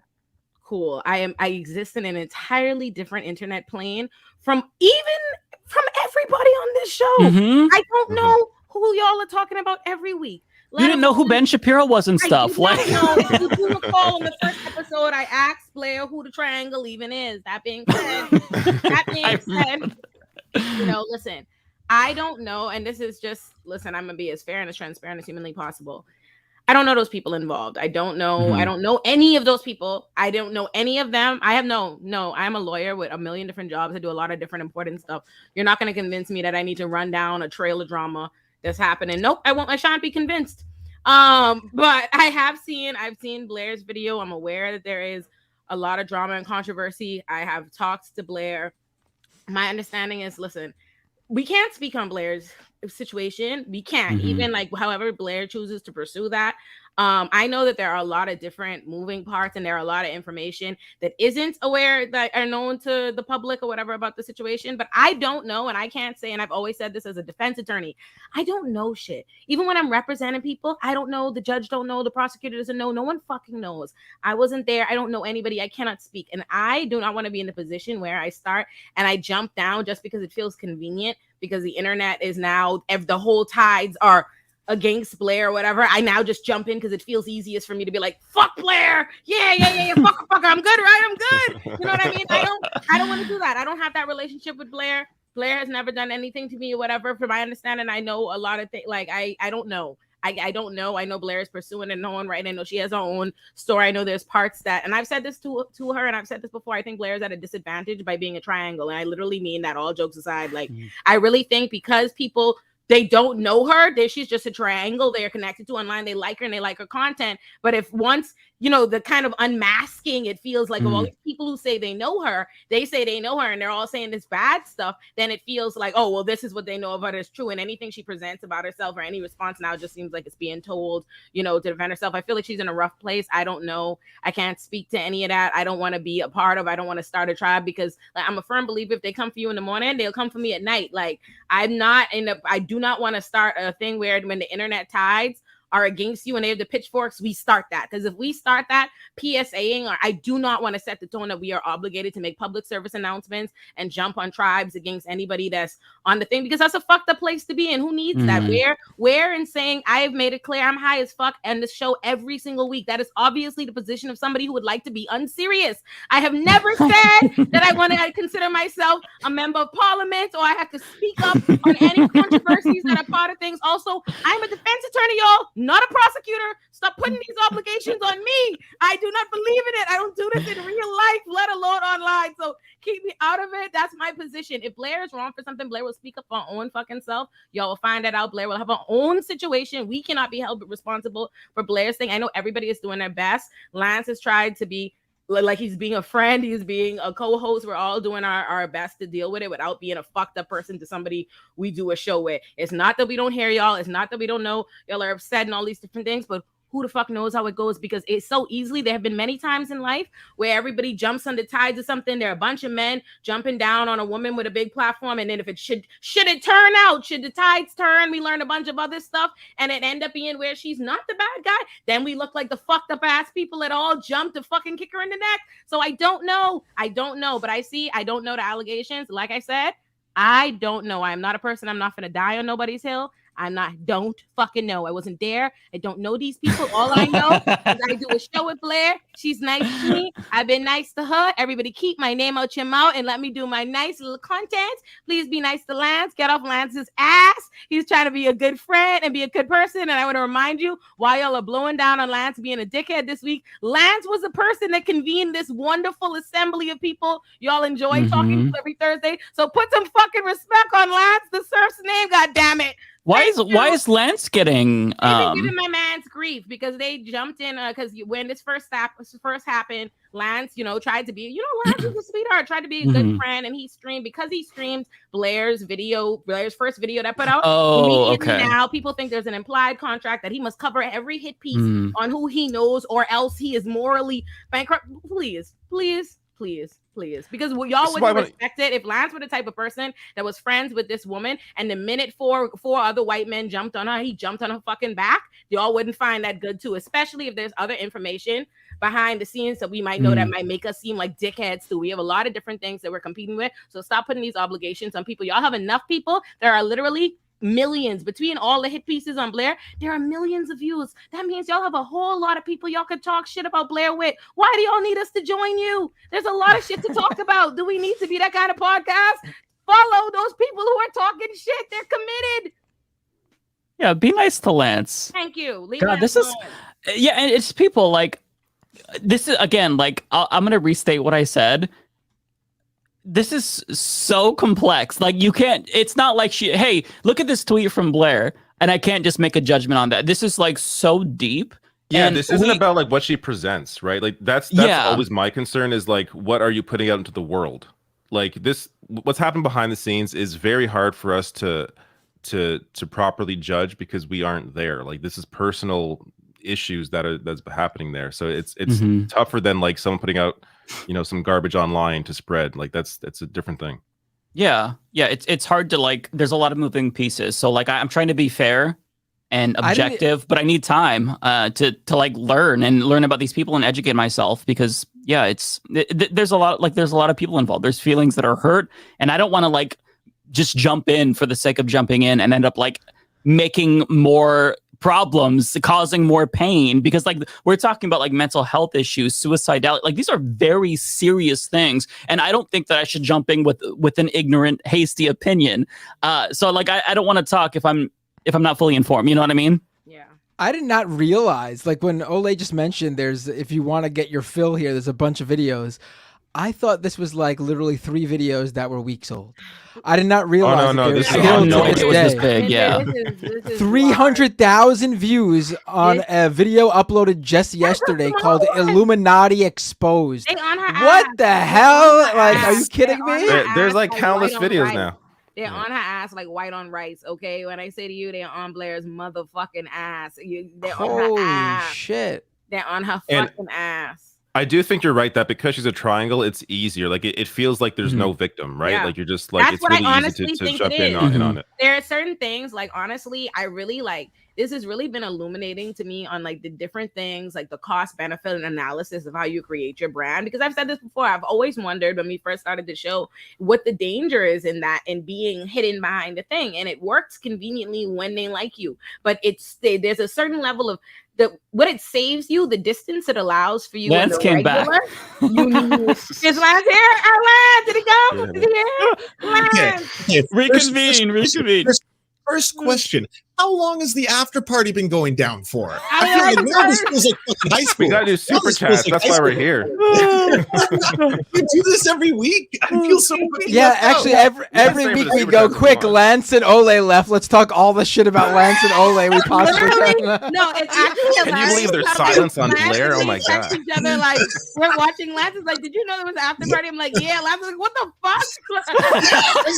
I do this. David, can you play the intro? Let's go another 2 hours. Let's do Oh this. my god. Kill me now. All right. Just kidding. Oh my god. Jackass. I forgot I could do that. I was like, oh, I gotta go in. I was like, if they making statements, damn, I gotta make a fucking statement. God damn, we're holding a whole ass fucking press conference after the show. God damn, I'm tired. I saw the thumbnail. I was like, please. Oh my god. I just want to say, I reiterate most of the points that everyone said. Sorry. Yeah, say your piece, Lance, because you're getting attacked. This makes me sad. You're getting thrown out. I agree with almost everything that everyone has said already. The exact same thing. I've obviously been in this awkward position where, yes, I've spoken to Blair in behind the scenes, in between these dramas, and it's not my drama. Just like Mike was saying, I didn't know half of these names when it first started coming out, and so if someone else is like, yeah, I'm going to release a statement, or this is what I'm going to say about it, it's not my place to comment on, right? In between it. It's like, it's been an incredibly shitty position to be in, because like something will happen, Blair will be like, yeah, I'm going to make a statement, Blair makes a statement, and then more videos come out right afterwards, and then everyone's like, oh, Lance, how can you stand behind the response videos now after the response? But I think it's the same thing as everyone else has been saying on the Leftist Mafia so far. Once the full story has been told and everything comes out, if it turns out that Blair has been abusive to people, like obviously people on this panel are going to call it out, of course, like absolutely. The lawyer in me just is always concerned about precedent, right? And like what we put out there, right? Because like when it was like, oh, we owe it to our fans to be, I was like, oh, don't put that fucking in writing. Like I was texting last, like, Jesus Christ. Because I just like wonder, like, listen, I feel like I don't know why that's implicitly the understanding in like our internet town squares, and I want to push back on that because I don't know where, like, in starting a podcast to me or being on a podcast, that means I'm now obligated to like do some extra layer of condemnation publicly in some way. Let me be clear. I'm a person, I don't mince words. Y'all know me. Like everything I gotta say, I push back. Lance knows I will send him a whole 5-minute audio note telling him why I fundamentally disagree, why I think this, why I think that. I could do whatever. Like I've talked. I get the small ones apparently. Yeah. Land is getting like 15-minute voice messages from me. No dead ass. And I'm like, there are ways you can speak about things and address things. I'm all about like accountability and how you help people if they're called up. But honestly, she's being fucking jumped on and being curb stomped by the entire fucking internet. What more does she like? I don't see what I need to make any publicly disparaging comments about her or make any denouncement. What does that do? Where did you get the impression? And what in making a YouTube talking shit did where in being a joke leftist mafia did we come up with some obligation to like jump into and wade into like these larger discourses that are happening? Blair is having dynamics that I can't even relate to. These people have salaries. Blair's a corporation. Blair's a business. I didn't even know about this. I don't fucking know nothing about this money. None of my shit is even monetized. I can't even.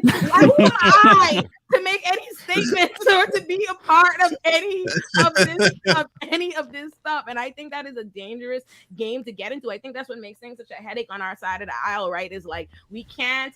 Like the whole point of wanting to do the show and make a comfortable world is where we could talk and we could have these different like quadrants of the internet come in, not for us to then act as some other quasi council where we jump into what each other's internet town square is mad about and we say, hey, light up the fucking pitchforks, we're not real if we don't fucking kill us, bitch. Ole. I saw that photo of you canoodling with Hassan at the big YouTube celebrity boxing matches. Don't play it off like you're some little YouTuber. You got some secret shit going on we don't know about. Hell, I never see what Blair looks like. For all I know, you're fucking Illuminati. It's called Illuminati. And people jump on me even for that Hassan picture. I'm like, there's a distance between us. Did they really though? Yes, they fucking did. Oh my god. Yes, they did. I was like, my nigga, I didn't even talk to him like that for real. I I hailed him, and I went home. I went back to my room to catch Love Is Blind. I'm not even bothering nobody. I was like, where? I was like, how? They were like, oh, I'm so disappointed in you. Every time you show up on my timeline is a red flag. I was like, how the fuck does me being even adjacent near this person come to, like, where did I make some endorsement that I espouse and agree with everything they must have done to piss you off? I'm like, I don't even know these niggas. I don't know what they be doing on the internet to make you mad. I wasn't there. Oh, you took a picture with Hassan? Well, did you know about this and this and that he said this? I'm like, oh my god. Oh my Jesus god, Christ. I'm not a creator. I don't even know none of these. It's exhausting. It really is. And can we just address the people in the chat who are roasting me because they say that I look like a medical services worker with this shirt? Okay, I won't wear it again. All right. I would never have thought that. That was nice to me. It actually is pretty accurate. I do look like a medical services worker. What does a medical service worker look like? What? You know, like somebody that works at like Zoom Care. Thing. I don't know. We're roasting you. Internet, stop being internet. What are you doing? They're actually, it's kind of on point, but like, okay, I see it. Okay, I'm a medical services worker. I don't see it. It's just not a bad thing. Here's the next super chat. I miss Blair. I hope she returns in spite of the duality of the internet. She really completed this group. If they Duality of man. were Cosmere Dragon, they would take a fucking heated javelin and send it to your house. Get instead of us. This is for Bender. Love the vibes of your chat, Matt. Yep, thank you, La Jourdain. I mean, everyone knows I got the best chat in the business. Everybody knows that the Bender YouTube live stream chat is the chat to be in. I don't know about that. I agree. That's my favorite. I agree. 80s Star Trek shirt, Mike. I think Mike's chat is the underdog here. I think he has the best chat. My chat is very nice. There like you go. they're wonderful. They're wonderful. At least to me. Chat, though, are gems. They are Mike's- very Mike's sweet. very wholesome. They're very wholesome, so I can see that reflected in your chatters as well. Tony, you think CNN will come back from the bottom after shooting themselves in the foot from the town hall debacle? CNN's all cable news is going downhill. And with Chris looked up at the top at CNN, it sounds like he enjoyed the town hall. So I don't expect things to get any better at CNN. So definitely not. This is for Bender. It's Renee. You call Marjorie Taylor Greene He-Man. Just call Marjorie Taylor Greene He-Man having fall off. I don't even know what that means. I don't either, but sounds It's good funny, to me. but I don't get it. It just conjured an image of her in my mind of like her in a He-Man like uniform. This is also yours, Bender. All right, narrator with a $12.34 super chat. I like that. 1, 2, 3, 4. Wow. Incompetence is populist branding of white supremacy. I almost read that as YouTube supremacy. Never bring up the incompetence and talk about it because it does nothing except to say it's not as dangerous as it is. This is probably in relation to the Marjorie Taylor Greene discussion we're having. Yes. Doc says 3 things. Any idea when Blair is returning? I haven't heard you guys mention. We talked about it. I know of her issues. Thanks for Jesse last week. You need to watch Steve Shiv's parody video about how to shower. You know how I know Skip to 7:30. deep down in y'all's soul, and I know our audience, and I love y'all. I love y'all audience. I love you all so deeply, and y'all know deep in y'all souls that y'all are a little self-righteous and y'all love drama. You know how I know? Because Blair barely fucking talks on this show. If you did in the last 20 something episodes, Blair's talk collectively 10 minutes. The internet.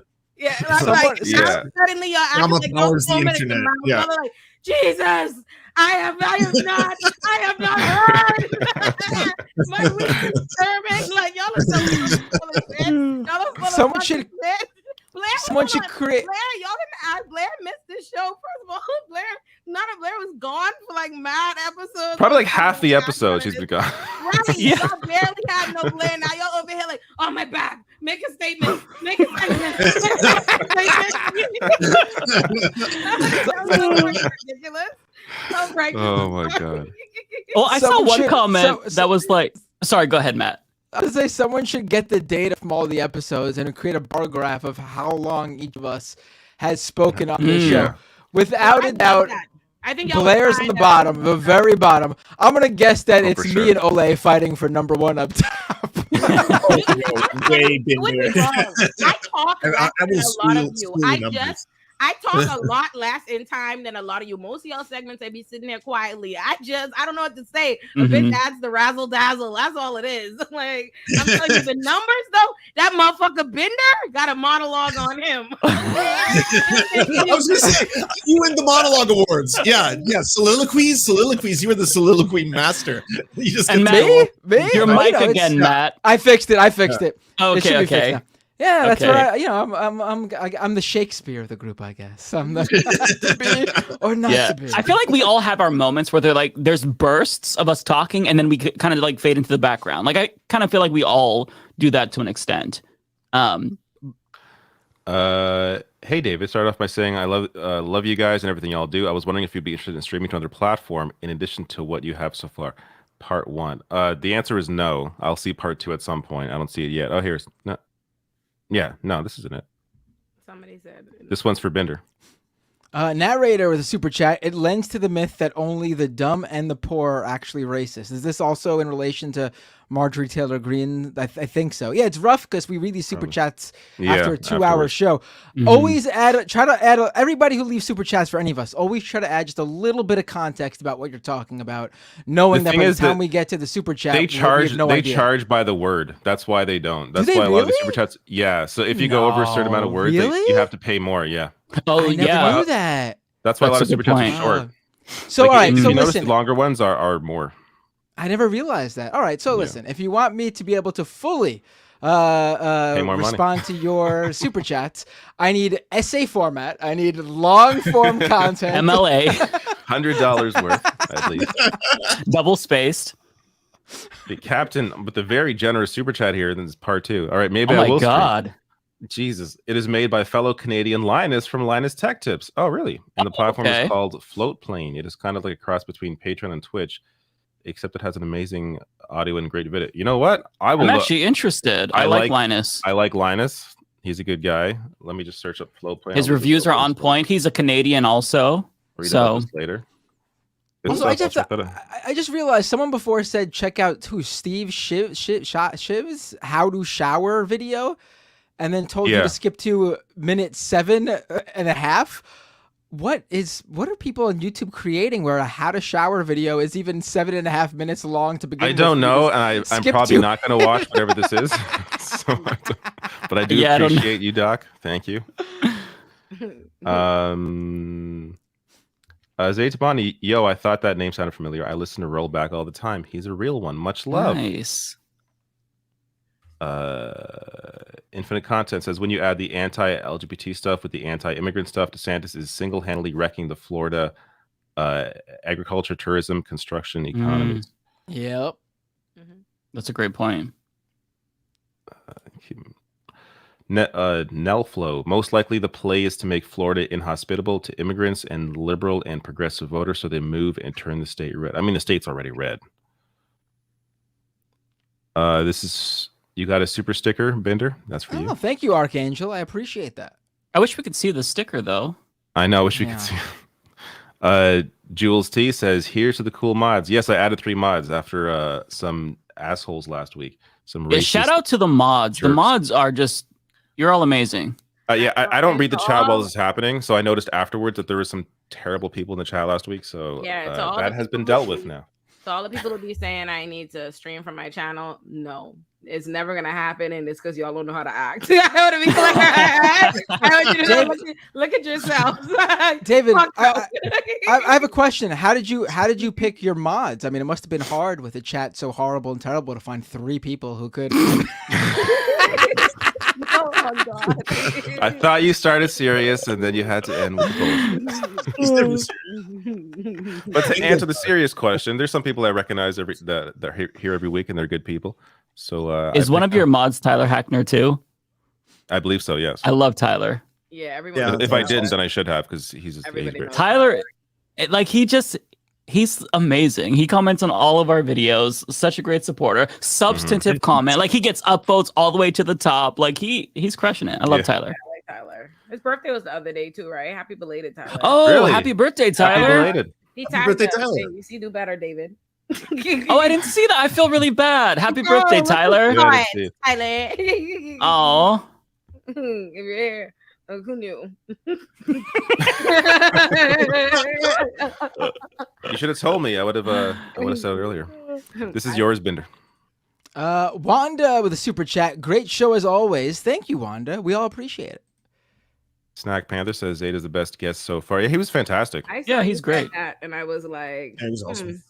On behalf of Rebecca Zorn, foreign man, and I know we've had some great guests though too. So like, yeah, it was great. Yeah, every guest has been fantastic. Yeah. You know what I think was extra interesting about him? That like he's not in our like political circle. Like we usually do have guests who are in leftist politics YouTube. He left the and bubble. While he shares our politics, it's clear that the content he creates and even the YouTubers he's worked for previously, they are in the broader YouTube sphere, not like the political niche specifically. Yeah. Yeah, this Joe is for Fox. you. Yeah, you got it right, Joe Fox. You're right. But it's for us. Oh. It's for you, Binder, but it's for us. All right, Wanda with a super chat.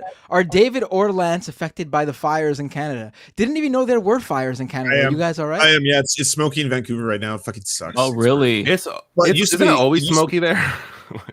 It used to happen in August. In August, that's when the fire season starts. Because when I went, I forget when I went to BC, but whenever I went there and I could smell it immediately. Like, actually, we smelled it on the plane down, and I'm like, "Is the plane on fire? Like, what's going on here?" And they had to come. They actually went over the speaker and was like, "This is just the forest fires happening." It sucks so bad because it used to happen in August. Now it's going to be normalized happening in May, I guess. And usually, us in Seattle battle each other because the California wildfires will like blow all their smoke up here, and then all our fires blow all the way back down to them. So fucking, it sucks. It's brutal. Just stay inside. I meant to say that. Sorry? I like your shirt. I meant to say that. Yeah, I do too. Oh, thank you. Yeah. Nice. Oh, by the way, I'm only 20 subs away from 30,000. Come on. You're YouTube.com/Matt Binder. Let's do this tonight, right now on the air in the next like 5 minutes we got. Let's do it. I'm at 16.2 thousand subscribers. That's incredible. Because you just started. I know. We're in my second month of business. You just fucking started. That might be the fastest growth of like any of us. That's insane. You should be able to monetize soon. If you're not monetized yet, you should be able to. Yeah. Wait, you said eligible, but immigration. You know, America keeps me. Oh, are you serious? Of course. So you can't. Wait, you can't monetize the channel? No. Yeah, America. You learn something new about immigration. You can't connect to like a different like account. It doesn't have. It has to be an It got American me, account. it got me by the shackles. I'm hoping my green cards that I get it sometime soon when my immigration is this year. Let's hope. Can we help you with that? Like, I don't know how it works. Can we like write recommendations? I like, this is honestly so have fucked. a star-studded lineup of letters right now. Honestly, Do you? Yeah. So let's hope for the best. But yeah, as far as my channel has been eligible already. Yeah. So You're probably eligible after your first video, to be fair, because you got a lot of views. I was eligible pretty quickly. I told Lance like weeks ago. I'm just showing you. I can't monetize it. I just want somebody to know. That's so God. You have the views and subscriber count. I think it's what 2,000 views and like 1,000 subscribers. 4,000 watch time. 4,000 watch time. Right. Yeah, I have way past that. Yeah. Radio Friendly Box says Zaid rap intro for Leftist That'd be Mafia. cool. That would be so cool. Oh yeah. This is Binders. Lovely Pariah with a super chat. Thank you. That is all smiley face. Thank you, Lovely Pariah. That is quite And by the lovely. way, I'm assuming these are all Binders because Mike, you're still demonetized, right? Yes. The channel. Mm-hmm. Oh yeah, they played the shit out of That's you. also fucked. That's also something you got to bring it up. I lost half of all of my membership so far. I worked for years to build them up. Half? Yeah. Half. I'm yeah. so sorry. Because each day that I'm not monetized, if a membership is set to renew, it gets auto canceled. So I'm watching the number tick up each day. I thought I had 500. I actually have 300, but I've lost 47% as of today. So we're going on half. That's fucking crazy. It's like, dude, it took so long to build those up. That but you is know what? really crazy though. Like I thought losing the super chat ability was lame when they demonetized you, but I didn't even consider the subscriptions, which that takes a while to build up. Yeah, that sucks. If it's any consolation, the U.S. government prevents me from monetizing everything, so I just literally just have to donate the money. Like, I'm sorry, that is so infuriating. Yeah, you know what sucks about it is that people hate you like you get all the money. You know what I mean? Like when you think about it, right? Like when I was on Rising, it's like, oh, I'm a part of all of this. Everybody gets paid handsomely theoretically you think I get paid handsomely for this slander, but I just have to say no. It's like when you were a kid and you thought everyone who was in like a movie you were watching in the movie theaters must be a millionaire. Like, the extra who plays the hot dog vendor, dude's a millionaire, no doubt about it. He's in a movie. We got paid shit. We got paid shit. You know the shitty thing about being an extra in movies, and there's a lot of movies you can see me in the background of, is that if you're not in the union, you don't get the catered dinners or anything. So you get these fucking shitty ass bag lunches. It was the fucking worst. Yeah. Yep. I did extra stuff too. I remember. Yep. This one is for Bender, but it's about Canada. Kowalski with a super chat. Why is Canada attacking the Great Plains with smog? Kowalski's our farmer in Nebraska. I don't understand. Can I just say, like, I feel like you all, like, the after show should be with everyone, even if you don't have super chats, because it's like a good, like, this is just a more chill time where the show's over and we can kind of like let our hair down. Yeah. I do appreciate though when it's like 20 minutes long and I can go to bed, but that's David's like, shut the fuck up. The funny thing is, this is like an extra hour on the show. Where did Lance just dropped out? It must have, he'll come back, I'm sure. I like how Mike was just talking about how we should do this, all five of us, all the time. Right. And like Mike talks. Like later. Andrew with a super chat. Great show with Zaid. Matt, do you think he and DJ Danarchy could do a collab?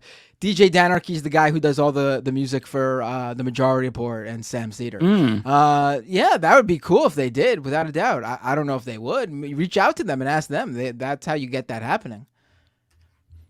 This one is clearly for me, but this is for you, Bender. Is it? Oh, I love it. Meow Nyan with a $14 super chat. I love it.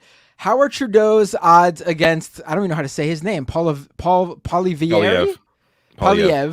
if they pull another election? I want the NDP to make significant gains, but the NDP and the Liberals aren't looking as good as they did 5 years ago. Thanks. Well, let me break this down for you, Meow Nyan. Let me just... I got no idea about this, honestly. Go ahead. I guess to quickly answer, since I didn't get any of this cash. So, look, Polyev, I think, has, I'm never going to underestimate anyone on the right because we've seen what can happen in the U.S. at least.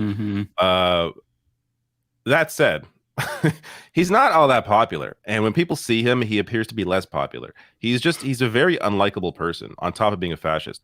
So I hope he doesn't win. Today he introduced... it's this guy. I know him by how he looks. Oh, I know exactly what you're talking about. Yeah, he's terrible. Mega lame loser looking guy. Yep. Today he introduced a policy which is not going to get passed because they don't have a majority, but a policy to remove safe injection sites, which have been proven to be successful and work, and we have them all over Canada, and he wants to get rid of them. And that's kind of gives you the idea of how far right this clown is, but that's that. Somebody said you should. Somebody said you should all work more for free in solidarity with Olay. Do not do that broke ass shit. Yeah, you guys can all do that shit. I'm not. David said, "Let me be clear. I wouldn't even fucking consider it." I got a toddler to take care of. It's not possible. Yeah, no, absolutely not. Yeah, no. But trust me, when I get my green card, I'm gonna be a rich bitch. These 3 days are over, motherfuckers, and no one's saying nothing to me. I've been doing everything for the free for years now. You have to make it up. Everything you missed out on. I do it all for free. Every fucking speaking engagement, that's every wild. fucking article, everything. I do it out of the goodness of sharing information. So that's why I'd be so irritated when people talk so crazy to me. I'm like, there's a lot of people who get okay with the hate, like because they get paid off of it. I don't. But you're just pissing me the fuck off. I'm over here like, are you? What?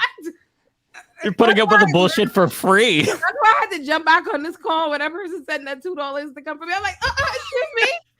This is for you. This is for you, Ben. Well, they sent $2 for you and one for me. It's like, why does Ole get targeted more?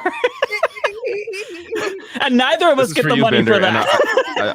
I assume this is a joke because this can't be real. Okay, Binder's- narrator with a super chat. I don't know who Blair is, but you all should apologize for knowing her or do an independent investigation and hold an extrajudicial trial for her.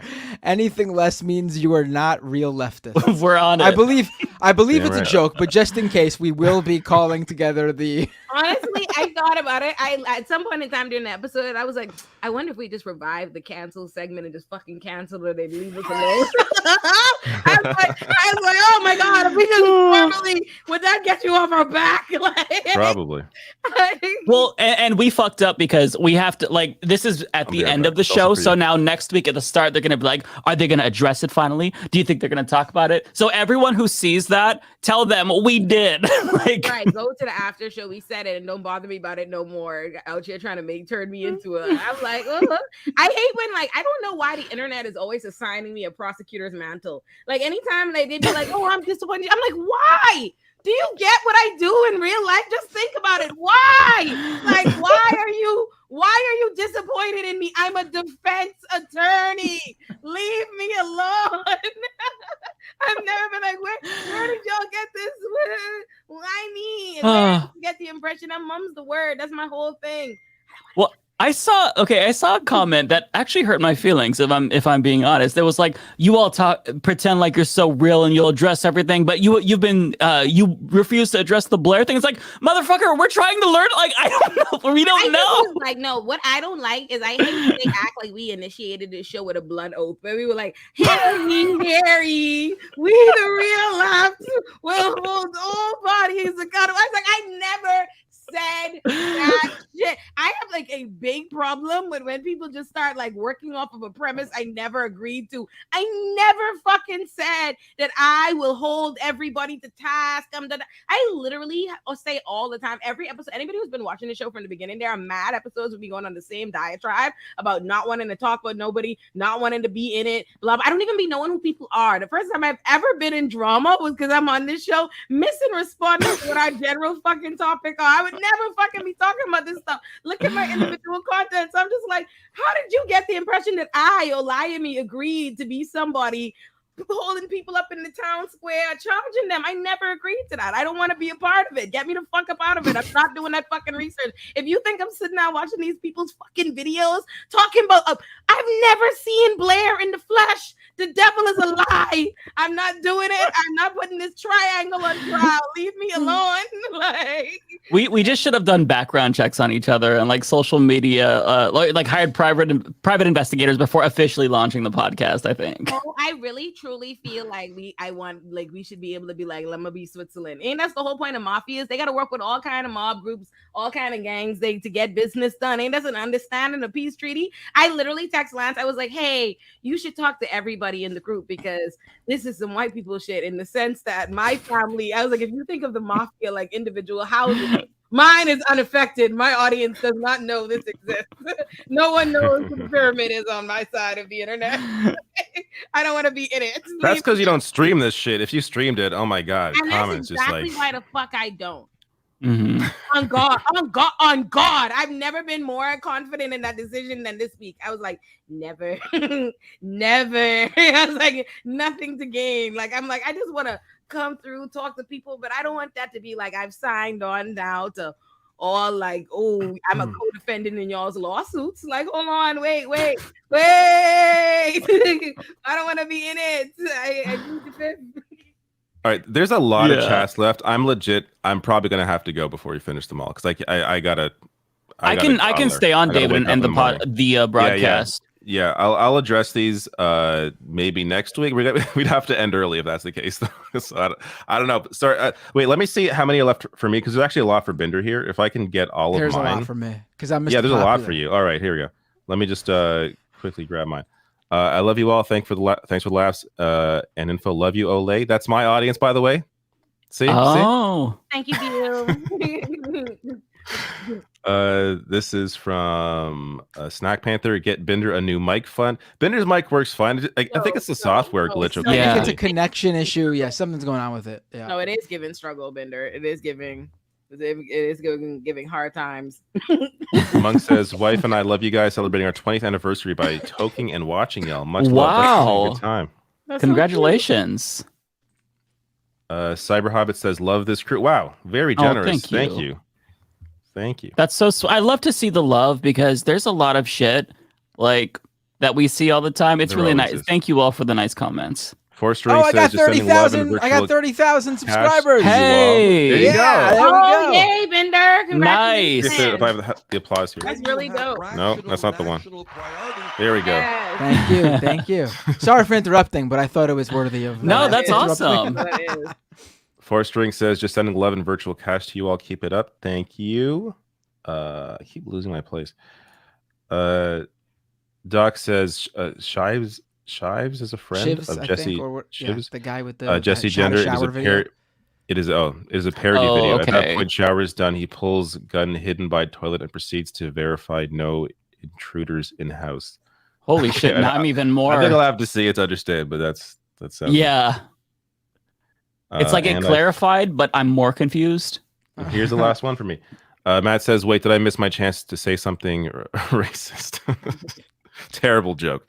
All right, thank you, Matt. Matt Claremont. And now you take over.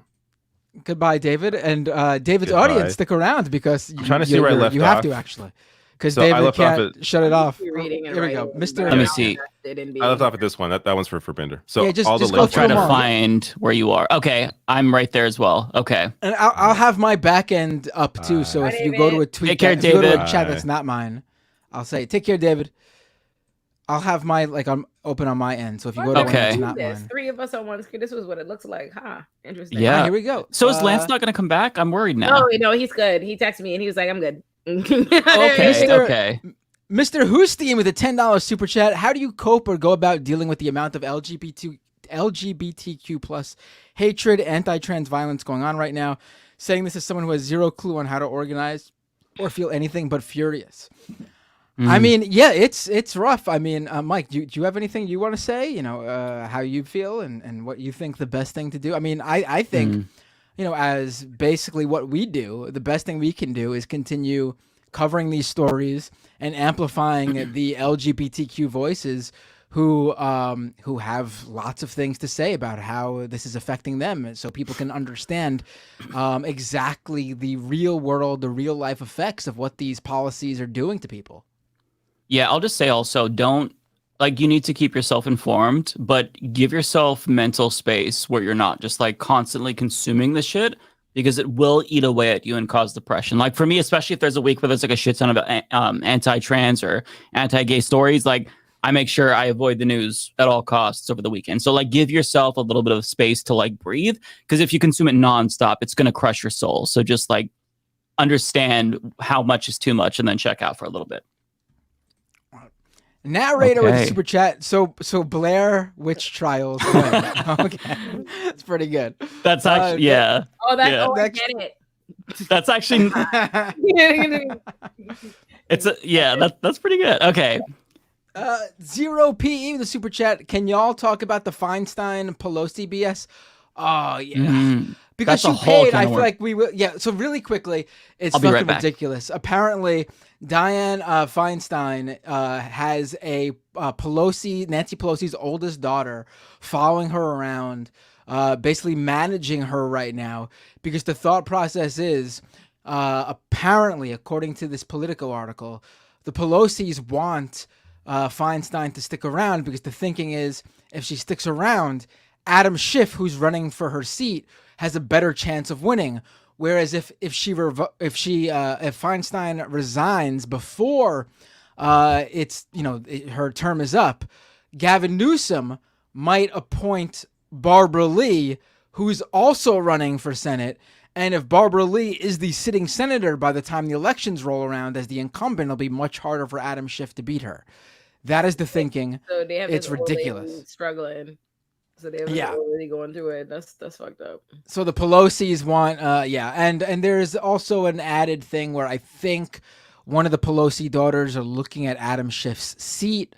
So basically, if Adam Schiff wins and becomes senator, then they would go, they would run for his seat. It's a whole big, it is totally BS. There's probably a lot more to say about it, but we'll talk about it more as more stuff comes out and when we got more time. All right, what's next?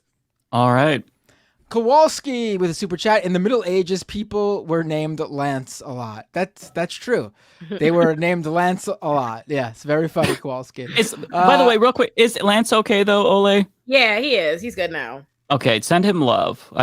I feel I didn't know he was getting attacked. That makes me feel bad because I'm not aware of that too. Oh, I didn't know he was getting attacked either. Yeah. Yeah. Attacking him. Yeah, I don't like when people come for Lance. Lance is such a sweetheart. He's wholesome as fuck. Yeah, I feel like people really take advantage, and in this internet stuff, it can be like, I feel like people get a bloodlust, and once they get going and they feel like they can get an excuse to jump on other people, it's like, yes, let's get it. I'm like, you know, these are real people. Like my guy, Yeah. hey, people have feelings. Like, relax. I think they think that we're never going to see the comments, but we see them sometimes, and you know. They go out of their way to make sure you see it, because they will like hunt you if you're not responding to you. Or one thing, they will run to another app to make sure someone say it twice. I'm like, what's going on with you that you need me to see your negativity? Like, you will be damned. I missed the venom you had for me in this message. Yeah. Like, I'm like, oh my God, like, Jesus. Would y'all really fuck with us if we were the kind of people that you talk to somebody every weekend, soon as somebody like, oh, fuck them. Right.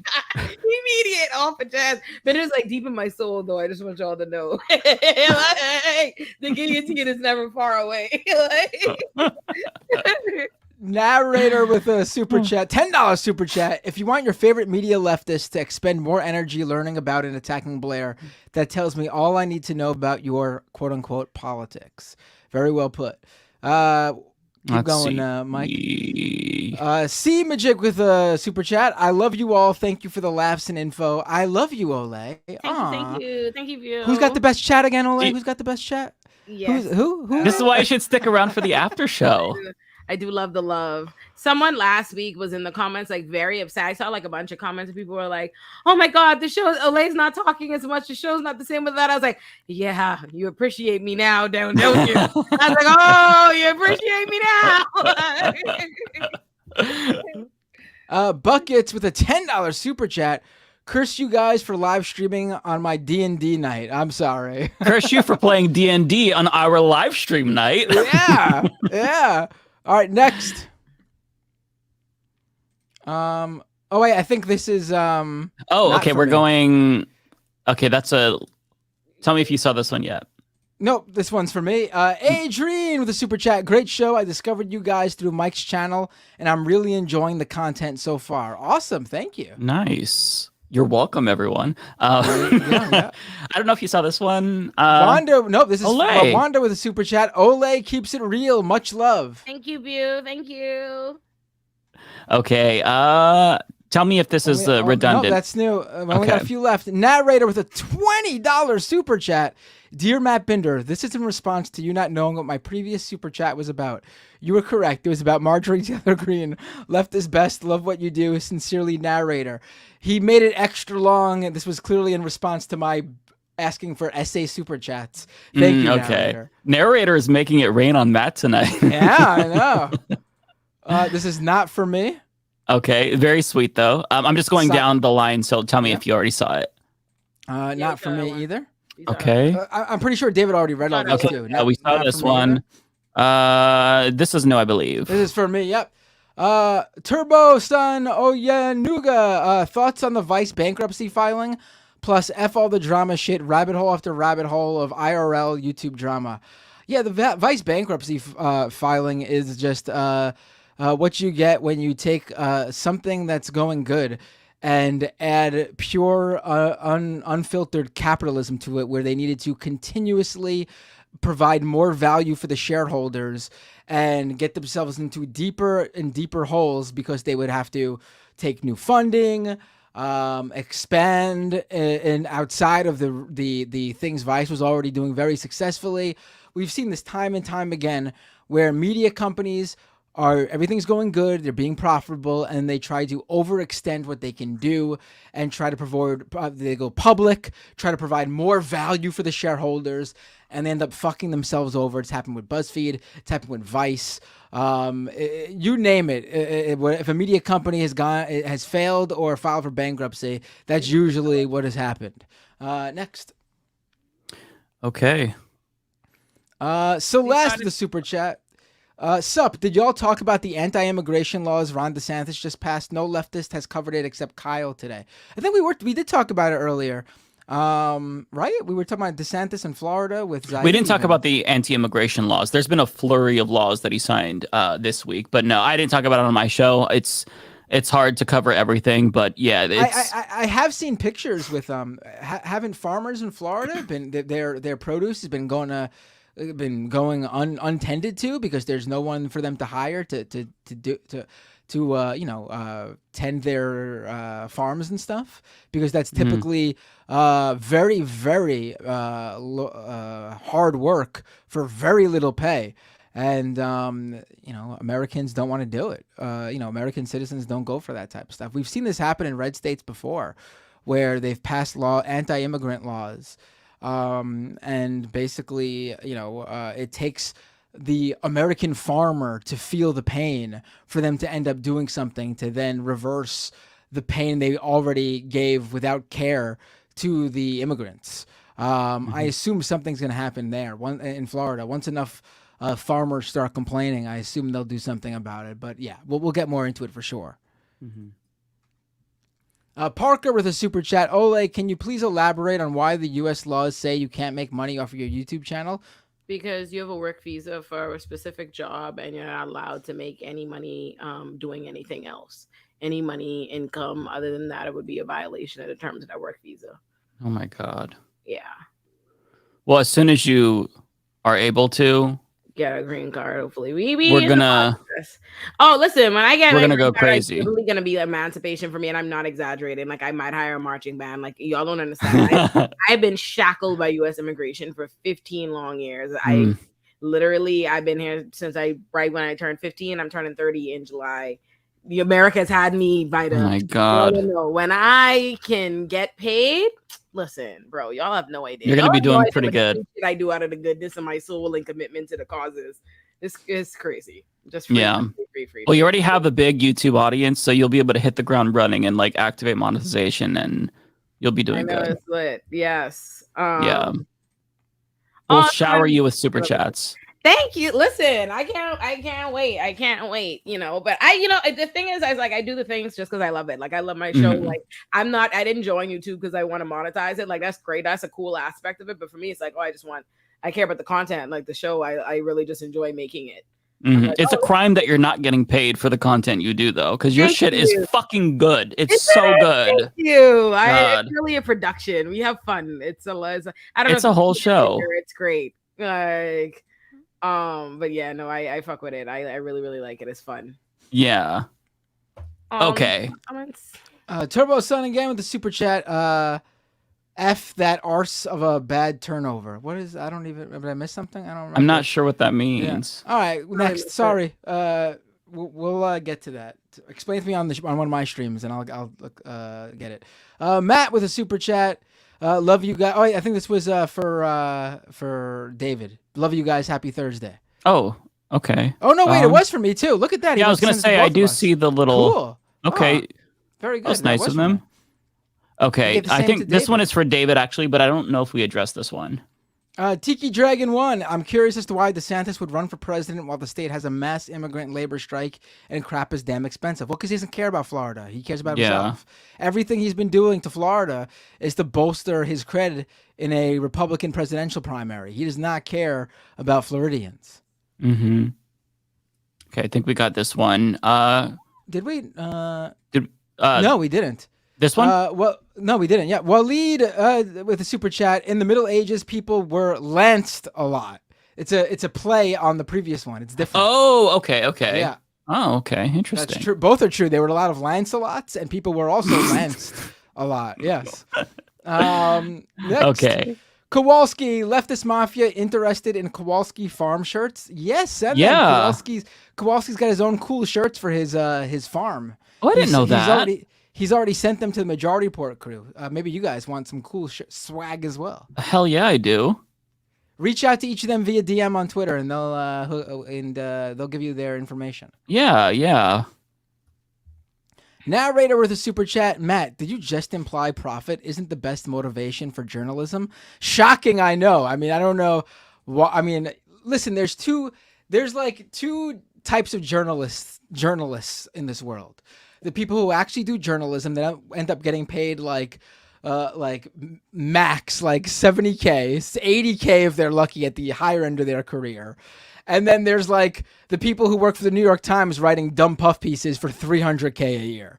There's no in between. It's either the people making like top of the field gets 80K, everyone else makes like around 50K, 40K. And then there's is that what we said? What? You said journalists do not. Yeah, journalists do not make a lot. New York Times, Washington Post, like they even like their journalists probably don't get paid maybe low six figures. They give their bullshit columnists like Thomas Friedman and those type of guys. They give them like 300K a year or something like that. 400K. Oh God, yeah, that makes me sick. Those guys make a ton of money. That's actually powerful. I think this is. Oh no, that's not the last one. Okay. Turbo Sun, much love, Yemi. Oh, thank you, a Nigerian. I see. Thank you. Oh, one more just came in too. Yeah, I see that. Jeff the Strider with a $10 super chat. Great show. Also love Ole's content.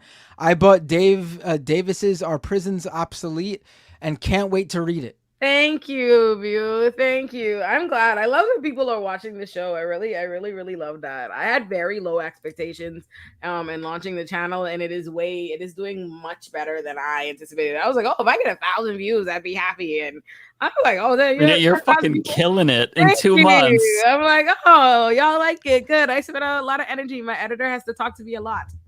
For a second, I forgot you were talking about your own channel. And when you said I had very low expectations for doing the show, I was like, oh, thanks a lot. Meanwhile, nobody had lower expectations than you, Bender. You weren't showing up. All right. In the beginning, I was late. Usually, it took me a while to get, because I usually start my streams at 9 p.m. because my kids start going to bed around 8. So 8:30 is cutting it close.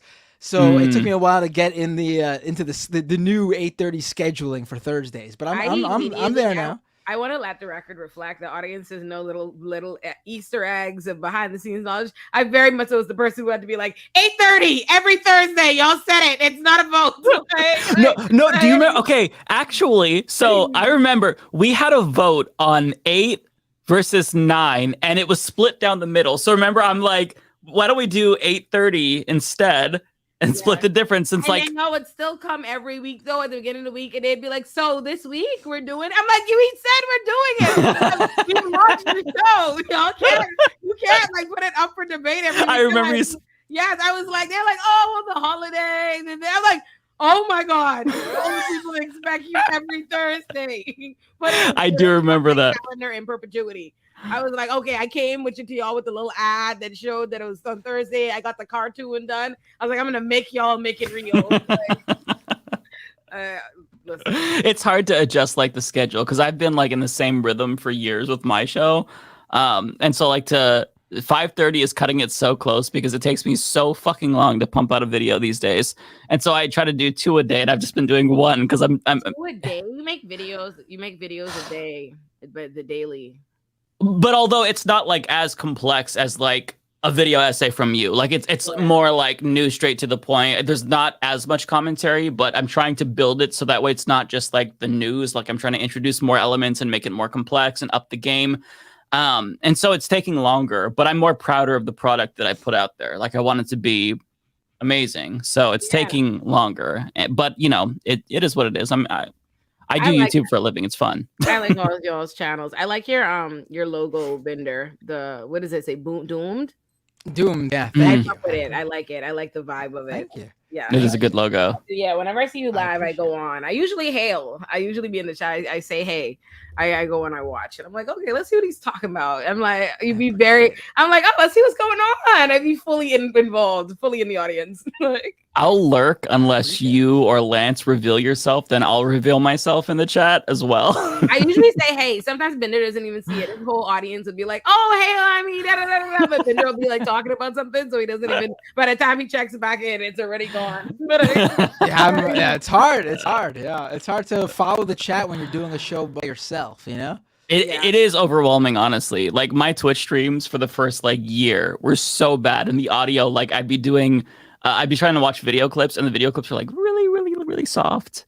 And then when I talk, I'd like blow their eardrums out when they're listening on like headphones. It's really complex. That's why I take calls. I feel like, if you really want to talk to me, then call me and we'll do the one-on-one, and I don't have to follow like a always moving chat.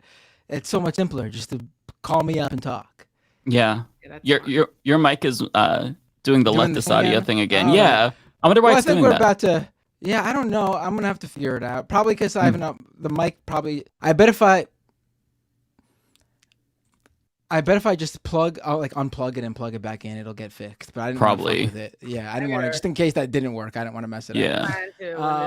I have to finish reading my book and then write my script for my episode that I'm going to film tomorrow. There you go. Yeah, I think it's been we've given our viewers an extra hour and 20 minutes. Stop all their disappointment talks. We showed up. Yeah. We answered. We gave you extra. You're welcome. We have we appeased you yet? Are you happy now? Good night, y'all. Bye. All right. Take care, everyone. Peace. YouTube.com/Matt Binder. Get me a few more subscribers, so in case a few people unsubscribe, I don't dip below 30K. And Olurinati, I put out a video today, my abolition explainer by itself. Y'all should watch. Putting out a video next week. Go watch. Go subscribe. My channel's great. Watch it all. Subscribe to them. Subscribe to me. Send us love, please. We need it. Bye. We're tired.